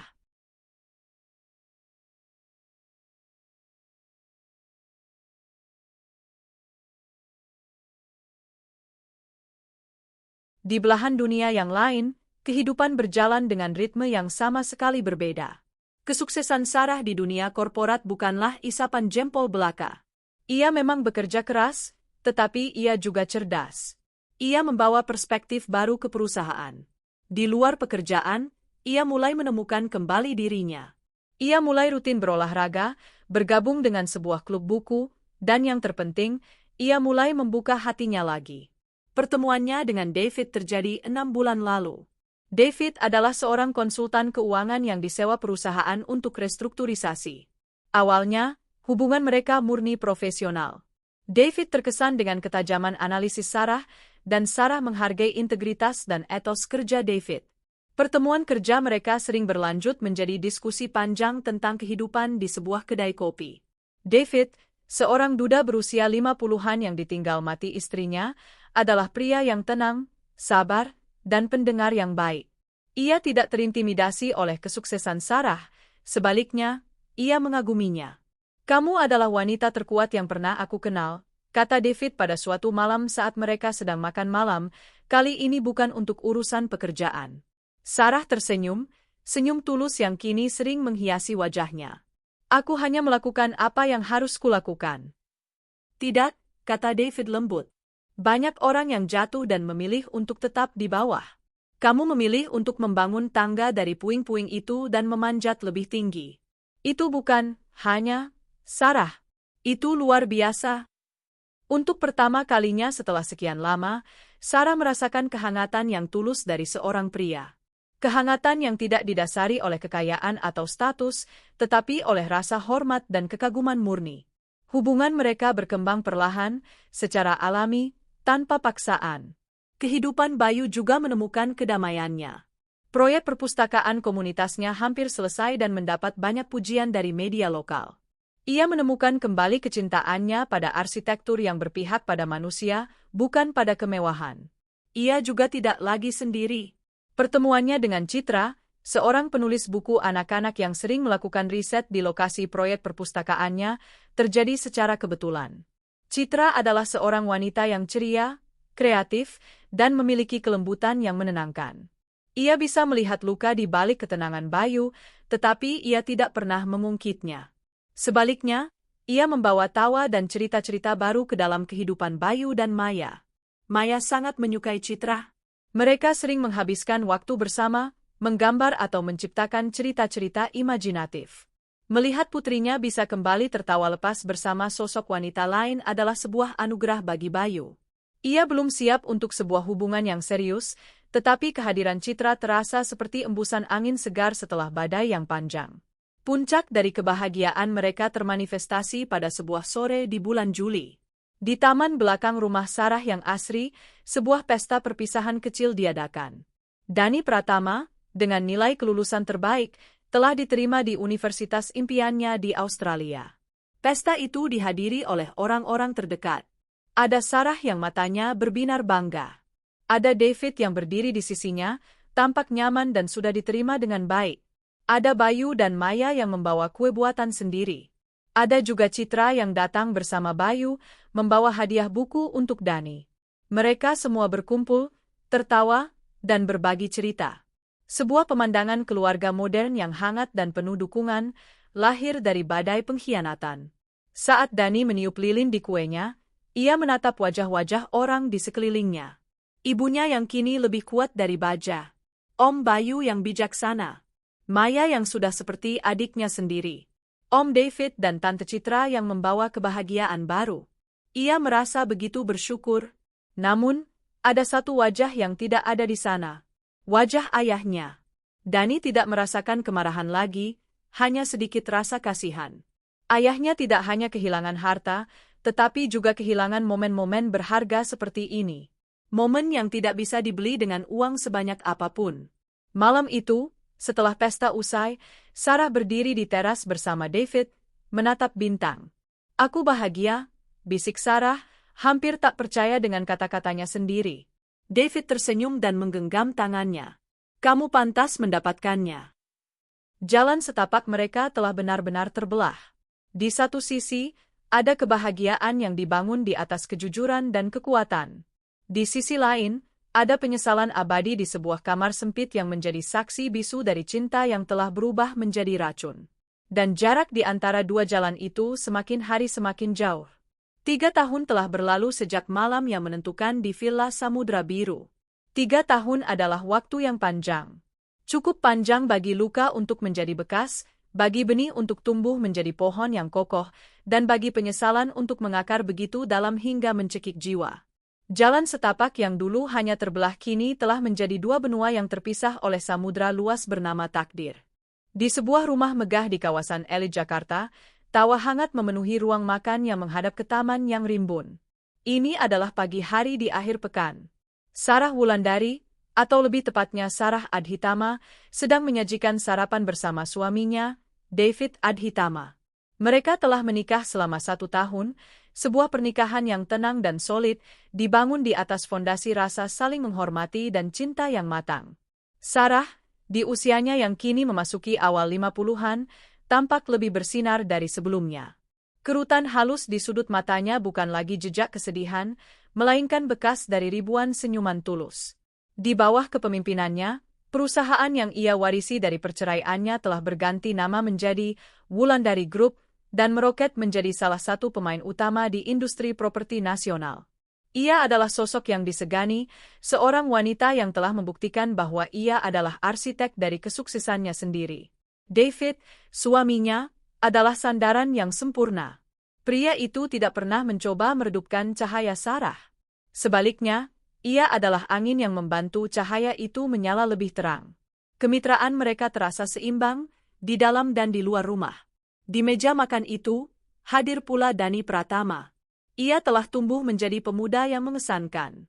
Mahasiswa tingkat akhir di sebuah universitas bergengsi di Sydney, ia pulang untuk liburan semester. Posturnya tinggi dan tegap, sorot matanya tajam dan penuh percaya diri, warisan dari ibunya. 3 tahun hidup mandiri di negeri orang telah menempanya menjadi pribadi yang dewasa sebelum waktunya. Jadi, pameran arsitektur Om Bayu akan jadi acara terbesar tahun ini, tanya Dani sambil mengoleskan selai pada rotinya. Tentu saja, jawab David sambil tersenyum. Bayu itu jenius. Desainnya untuk Museum Maritim Nusantara, yang baru saja diresmikan Presiden adalah sebuah mahakarya. Aku tidak heran kalau firma arsitekturnya sekarang kebanjiran proyek internasional. Kehidupan Bayu memang telah berubah secara dramatis. Setelah proyek perpustakaan komunitasnya yang sukses, namanya mulai dikenal luas. Ia tetap menjadi pria yang rendah hati dan pendiam, tetapi karyanya berbicara dengan lantang. Ia telah menemukan kembali gairah dan tujuannya. Kebahagiaan terbesarnya, bagaimanapun, ada di rumah. 1,5 tahun yang lalu, ia menikahi Citra. Rumah mereka yang dulu terasa sunyi kini selalu dipenuhi aroma cat air dari studio mini Citra, tumpukan buku-buku cerita, dan yang terpenting, tawa Maya. Maya, kini berada di tahun terakhir SMA, telah mekar menjadi gadis yang cerdas dan penuh empati.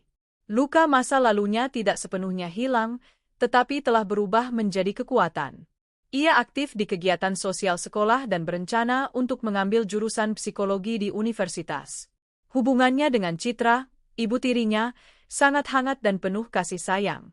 Citra tidak pernah mencoba menggantikan posisi Rina, melainkan menjadi sahabat dan mentor bagi Maya. Malam itu, kedua keluarga ini memiliki sebuah agenda penting. Mereka akan menghadiri resepsi pernikahan putri dari salah satu kolega bisnis lama, seorang taipan media yang sangat berpengaruh. Acara itu diadakan di Grand Ballroom Hotel Bimasena, salah satu hotel paling mewah di ibu kota. Ini adalah sebuah acara sosial besar, tempat bertemunya elit politik dan bisnis negara. Bagi Sarah, David, Bayu, dan Citra, ini adalah sebuah kewajiban sosial yang menyenangkan, sebuah kesempatan untuk bertemu teman-teman lama dan merayakan kebahagiaan. Mereka tidak tahu bahwa malam itu, masa lalu yang telah mereka kubur dalam-dalam akan muncul kembali dalam bentuk yang paling menyedihkan. Dunia kedua, hidup dalam gema pilihan yang salah. 3 tahun bagi Ardi dan Rina terasa seperti 3 dekade. Mereka tidak lagi tinggal di kamar kos yang kumuh, tetapi pindah ke sebuah rumah kontrakan petak di pinggiran kota. Sedikit lebih luas, tetapi sama menyedihkannya. Dindingnya lembab, dan atapnya sering bocor saat hujan deras. Mereka masih bersama, bukan karena cinta atau bahkan kebiasaan. Mereka bersama karena keterikatan aneh yang lahir dari penderitaan bersama. Mereka adalah 2 orang yang selamat dari kapal karam yang sama, terdampar di pulau terpencil, dan saling membenci satu sama lain karena telah menyebabkan kapal itu tenggelam. Ardi bekerja sebagai wakil kepala gudang di sebuah perusahaan logistik. Pekerjaan yang ia dapatkan melalui koneksi jauh dan dengan menelan habis-habis harga dirinya. Setiap hari, ia harus berteriak pada kuli angkut, memeriksa daftar barang, dan memastikan truk berangkat tepat waktu. Gajinya pas-pasan. Ia, yang dulu mengendalikan portofolio properti triliunan rupiah, kini mengendalikan inventaris sabun cuci dan mie instan. Setiap malam, ia pulang dengan tubuh letih dan jiwa yang kosong. Alkohol murah telah menjadi sahabat satu-satunya. Penampilannya kuyu, perutnya mulai buncit, dan rambutnya yang dulu selalu tertata rapi kini menipis dan memutih lebih cepat. Rina bekerja sebagai kasir senior di sebuah supermarket besar. Pekerjaan yang monoton dan menguras mental.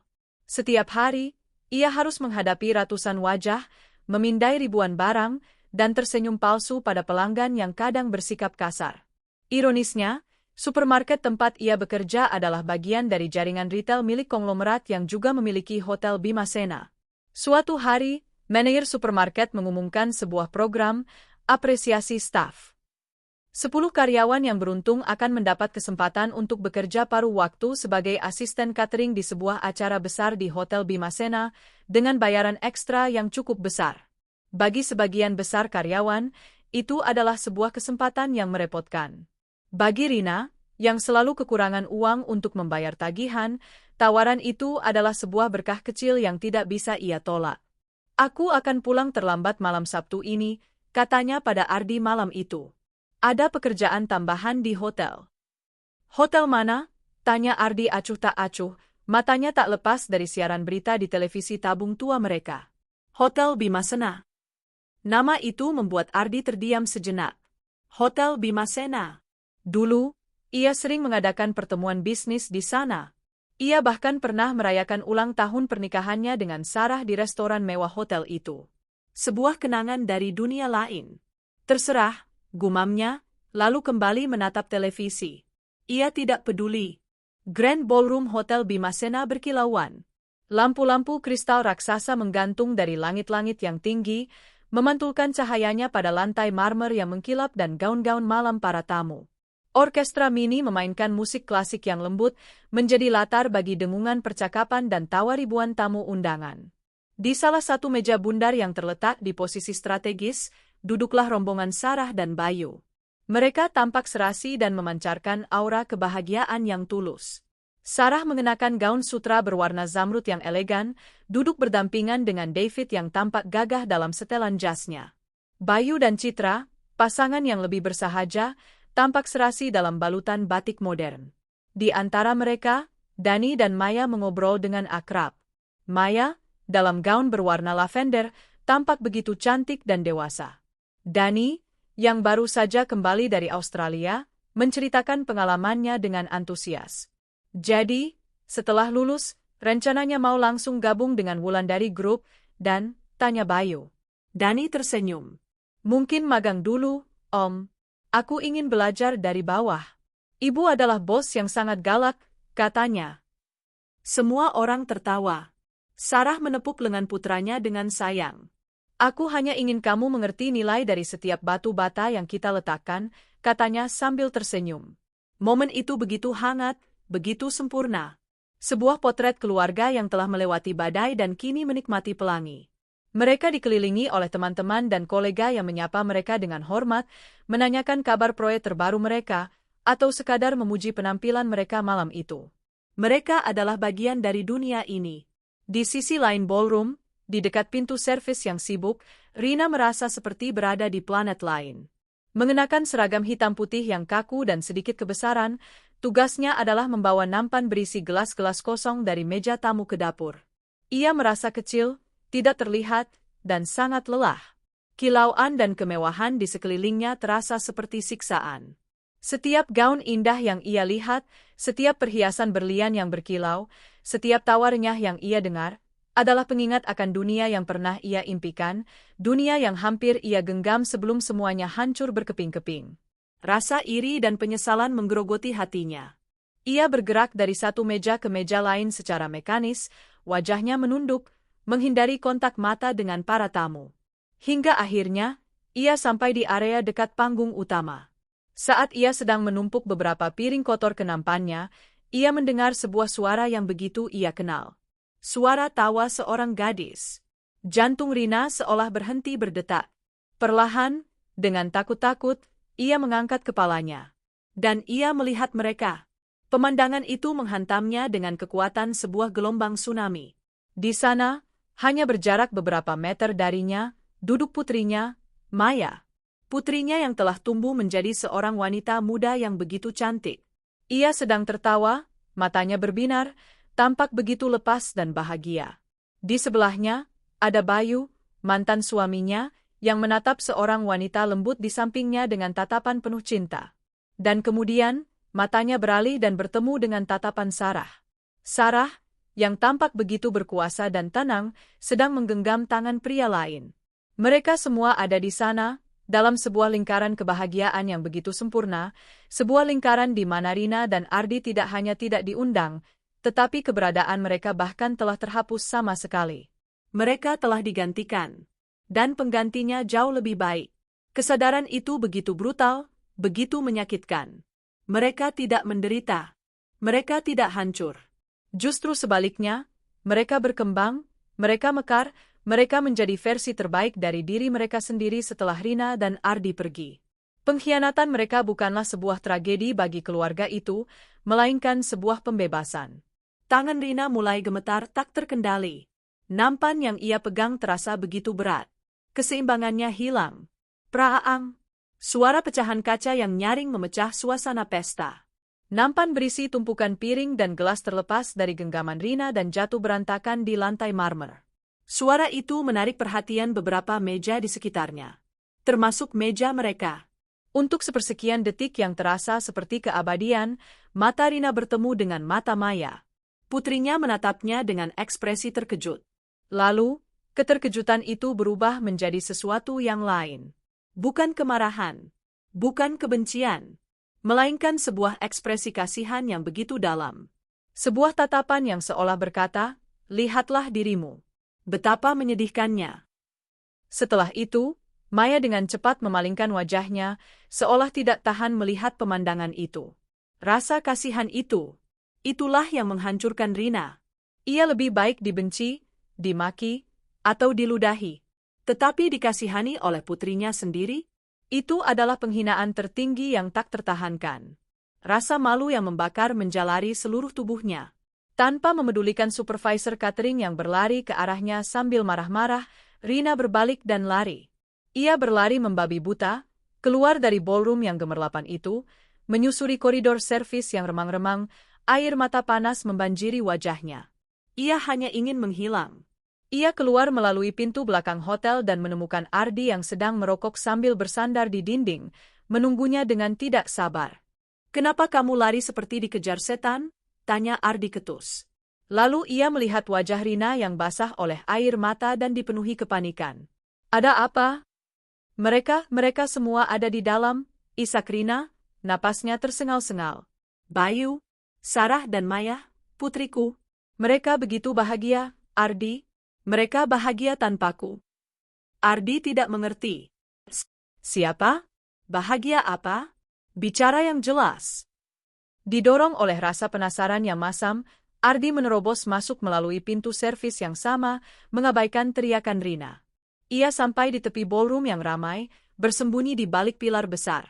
Dari sana, ia bisa melihatnya dengan jelas. Ia melihat meja itu. Ia melihat Sarah, mantan istrinya, kini tampak 10 tahun lebih muda, tertawa bersama suaminya yang baru. Ia melihat Bayu, pria yang pernah ia remehkan, kini tampak begitu berwibawa. Dan kemudian, ia melihat putranya, Dani.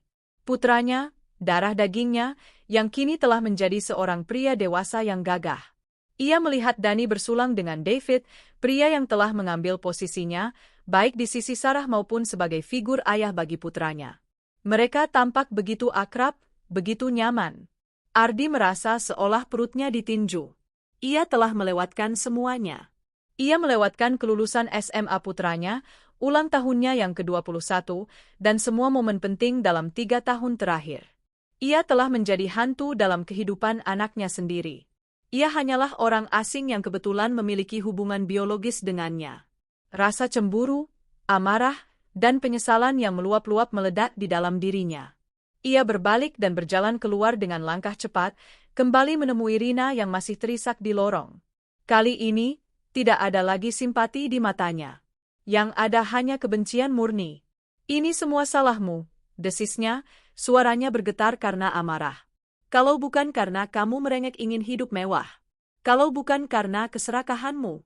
Aku tidak akan pernah kehilangan semua ini. Aku tidak akan pernah kehilangan putraku." "Aku," jerit Rina, "tidak terima. Kamu yang berjanji memberiku dunia. Kamu yang bilang istrimu tidak berarti apa-apa. Kamu yang menipuku, sama seperti kamu menipu dia." Pertengkaran mereka yang terakhir terjadi di sana, di pelataran parkir hotel mewah itu, di bawah tatapan sinis lampu-lampu neon. Semua kepahitan, semua kebencian, semua racun yang telah mereka simpan selama 3 tahun, tumpah ruah malam itu. Mereka bukan lagi sepasang kekasih, bukan lagi rekan dalam kejahatan, bahkan bukan lagi teman seperjuangan dalam penderitaan. Mereka hanyalah 2 orang yang hancur, yang saling menyalahkan atas kehancuran mereka sendiri. "Aku sudah muak denganmu," teriak Ardi, wajahnya memerah padam. "Aku tidak mau melihat wajahmu lagi. Pergi." Dengan senang hati, balas Rina sambil menangis. "Aku lebih baik hidup sendiri di jalanan daripada harus menghabiskan 1 hari lagi dengan pria gagal sepertimu." Kata-kata itu adalah kata-kata terakhir mereka. Tanpa menoleh ke belakang lagi, Rina berbalik dan berjalan menjauh ke dalam kegelapan malam, tanpa tujuan, hanya dengan seragam kerja di badannya dan hati yang hancur lebur.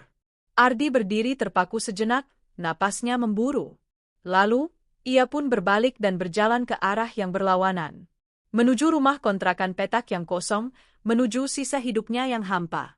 Di luar Hotel Bimasena yang gemerlapan, di bawah langit malam Jakarta yang acuh tak acuh, mereka akhirnya berpisah.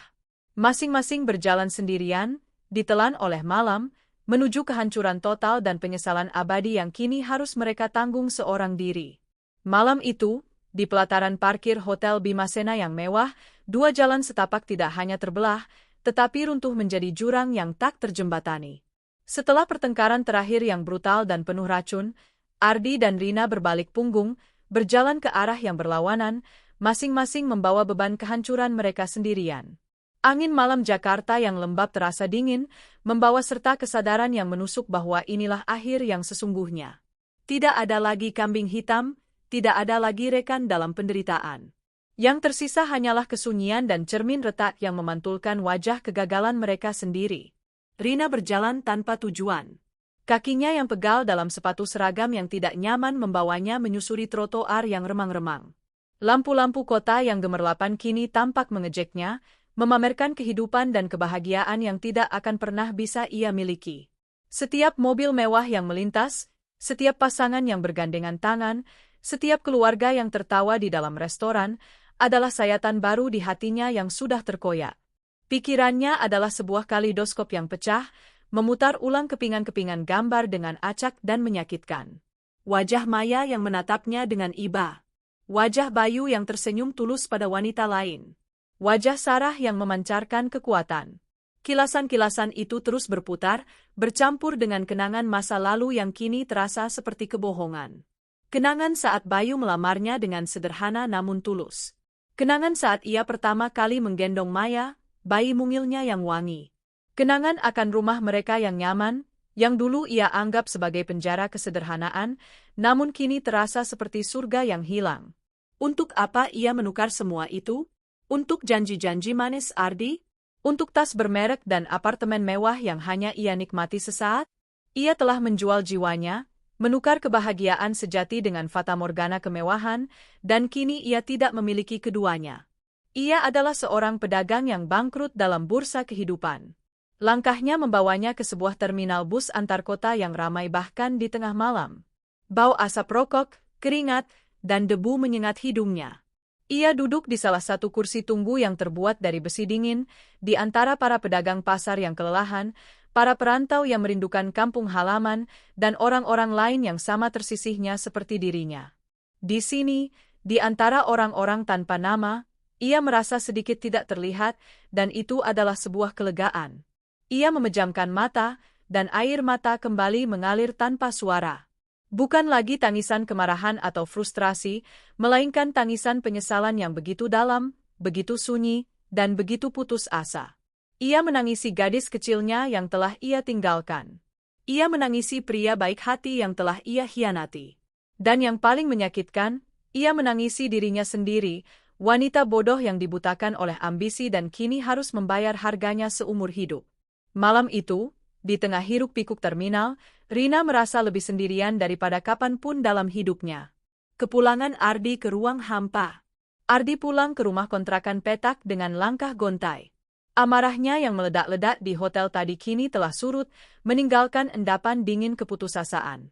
Ia membuka pintu dan masuk ke dalam ruangan yang gelap dan sunyi.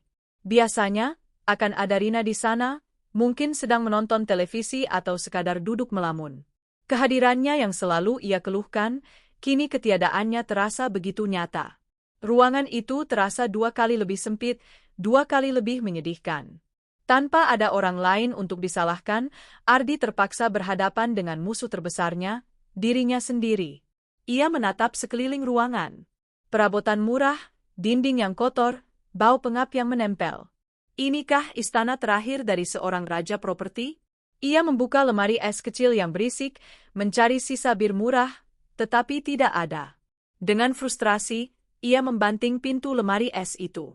Ia berjalan ke kamar dan melihat pantulan dirinya di cermin retak di pintu lemari plastik. Ia melihat seorang pria parubaya yang tampak jauh lebih tua dari usianya. Pria dengan mata yang lelah, perut yang buncit, dan aura kekalahan yang pekat. Ia bukan lagi Ardi Santoso yang gagah dan berkuasa. Ia hanyalah seorang pecundang. Bayangan putranya, Dani, kembali muncul di benaknya.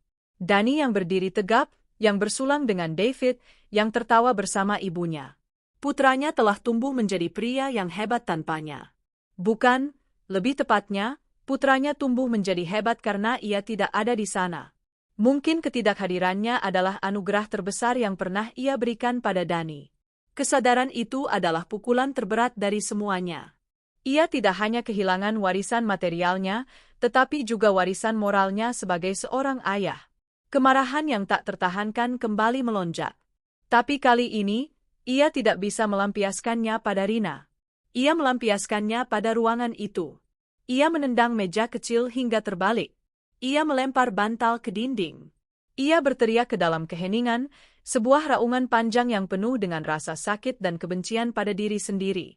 Setelah energinya habis, ia merosot ke lantai, bersandar di dinding yang lembab, dan untuk pertama kalinya dalam bertahun-tahun, Ardi Santoso menangis. Ia menangis seperti anak kecil yang tersesat, menangisi semua yang telah ia hancurkan dengan kedua tangannya sendiri. 2 tahun lagi berlalu. Total 5 tahun sejak malam di Villa Samudra Biru. Waktu telah memoles kebahagiaan di satu sisi dan mengikis harapan di sisi lain hingga menjadi debu.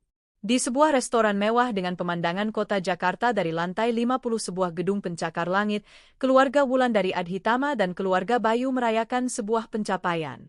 Maya baru saja lulus dengan predikat cum laude dari jurusan psikologi. Pemandangan di meja itu adalah sebuah lukisan kebahagiaan modern. Sarah dan David kini menikmati masa pensiun mereka yang aktif, tampak santai dan penuh cinta. Bayu dan Citra, pasangan seniman dan arsitek, memancarkan kehangatan dan kreativitas. Dani, yang kini menjabat sebagai direktur pengembangan di Wulandari Group, telah membuktikan dirinya sebagai pemimpin muda yang brilian dan inovatif. Dan Maya, sang bintang malam itu, tampak begitu dewasa dan bijaksana, siap memulai karirnya sebagai psikolog di sebuah yayasan anak. "Aku sangat bangga padamu, sayang," kata Bayu sambil memeluk putrinya. "Semua ini berkat ayah, Ibu Citra, Tante Sarah, Om David, dan tentu saja, Kak Dani," jawab Maya tulus. "Kalian adalah sistem pendukung terbaik yang bisa aku harapkan." Mereka bersulang, gelas-gelas kristal mereka berdenting di tengah tawa bahagia. Mereka adalah bukti hidup bahwa dari puing-puing kehancuran pun, sebuah bangunan yang lebih indah dan lebih kuat bisa didirikan. Epilog Rina, penonton abadi. Di sudut lain kota, di bawah langit yang sama yang disaksikan oleh keluarga itu dari menara gading mereka, Rina menjalani sisa hidupnya. Setelah malam perpisahan itu, ia hidup menggelandang selama beberapa minggu sebelum akhirnya mendapatkan pekerjaan sebagai petugas kebersihan di sebuah rumah sakit pemerintah. Ia kini tinggal di sebuah kamar sewaan yang lebih kecil dari lubang tikus, di sebuah bangunan yang padat dan kumuh. Setiap hari adalah siklus yang sama. Ia bangun sebelum fajar, bekerja membersihkan kotoran dan penyakit orang lain, lalu pulang ke kamarnya yang sunyi. Ia tidak punya teman, tidak punya keluarga. Ia adalah hantu yang berjalan di antara yang hidup. Suatu sore, saat bus kota yang ia tumpangi berhenti karena macet, takdir memperlihatkan sebuah pemandangan sekilas yang akan menghantuinya selamanya. Di mobil sedan mewah di samping busnya, ia melihat Maya. Putrinya sedang menyetir, rambutnya tergerai indah, dan di sebelahnya duduk seorang pria muda yang tampan. Mereka sedang tertawa, tampak begitu bahagia dan jatuh cinta. Lampu lalu lintas berubah hijau. Mobil itu melaju, meninggalkan Rina dan busnya yang reyot. Pemandangan itu hanya berlangsung 10 detik, tetapi dampaknya abadi. Itu adalah bukti visual dari kebahagiaan putrinya, kebahagiaan yang ia tidak menjadi bagian darinya sedikitpun. Malam itu, di kamarnya yang sempit, Rina tidak lagi menangis dengan meraung-raung. Ia hanya duduk di tepi kasurnya, menatap dinding kosong, sementara air mata mengalir tanpa henti. Itu adalah tangisan yang sunyi, tangisan dari jiwa yang telah menerima kekalahan totalnya. Ia ditakdirkan untuk selamanya menjadi penonton dari kebahagiaan yang pernah ia buang. Epilog Ardi, debu di pinggir jalan. Nasib Ardi tidak lebih baik. Setelah Rina pergi, ia terpuruk semakin dalam. Ia dipecat dari pekerjaannya di gudang karena sering mabuk.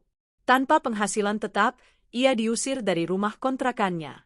Kini, ia hidup dari belas kasihan, melakukan pekerjaan serabutan apapun yang bisa ia dapatkan, menjadi kuli panggul di pasar, membantu mencuci mobil, atau sekadar mengamen dengan suara parau. Tubuhnya kurus kering, wajahnya cekung, dan matanya selalu tampak kosong. Ia sering terlihat duduk sendirian di warung kaki lima, menatap lalu lalang kendaraan dengan pandangan hampa. Pada suatu sore yang terik, saat ia sedang menyeruput sisa kuah mie instan di mangkuknya, matanya terpaku pada sebuah videotron raksasa di seberang jalan. Videotron itu menampilkan iklan terbaru dari Wulandari Group, sebuah kawasan superblok yang ultramodern dan megah. Dan kemudian, muncul wajah-wajah yang ia kenal. Sarah, mantan istrinya, tersenyum dengan anggun. Di sebelahnya, berdiri Dani, putranya, tampak begitu tajam dan profesional dalam setelan jasnya. Di bawah foto mereka, tertulis slogan, Wulandari Group, membangun masa depan, generasi ke generasi. Warisan. Itulah kata yang terngiang di kepala Ardi. Ia melihat warisannya, legasi yang seharusnya ia teruskan pada putranya, kini dipamerkan di seluruh kota dengan wajahnya yang telah terhapus. Putranya melanjutkan warisan itu, tetapi dengan pria lain sebagai panutannya dan dengan ibunya sebagai nahkodanya. Ia hanyalah sebuah catatan kaki yang memalukan dalam sejarah kesuksesan mereka. Ardi tidak merasakan amarah. Ia tidak merasakan apa-apa lagi. Hanya ada kehampaan yang begitu luas, begitu dingin. Sebuah air mata jatuh dari matanya, menetes tanpa suara ke dalam mangkuk mie instannya yang sudah kosong. Di bawah langit Jakarta yang sama, dua takdir telah mencapai muaranya. Di satu sisi, ada tawa, cinta, dan perayaan kehidupan yang dibangun kembali di atas kejujuran. Di sisi lain, ada tangisan sunyi, kesendirian, dan penyesalan abadi yang harus ditanggung seumur hidup. Kisah mereka bukanlah dongeng tentang pembalasan yang manis. Ini adalah kisah nyata tentang konsekuensi. Tentang bagaimana setiap pilihan, sekecil apapun, adalah sebuah benih yang akan tumbuh menjadi pohon kebahagiaan atau semak belukar berduri. Ardi dan Rina tidak dihancurkan oleh Sarah atau Bayu. Mereka dihancurkan oleh keserakahan, kebohongan, dan ego mereka sendiri. Dan kini, mereka hidup dalam penjara yang mereka bangun, selamanya mendengarkan gema tawa dari dunia bahagia yang telah mereka tinggalkan, menangis dalam kehancuran mereka, dalam kesunyian yang tak akan pernah didengar oleh siapapun.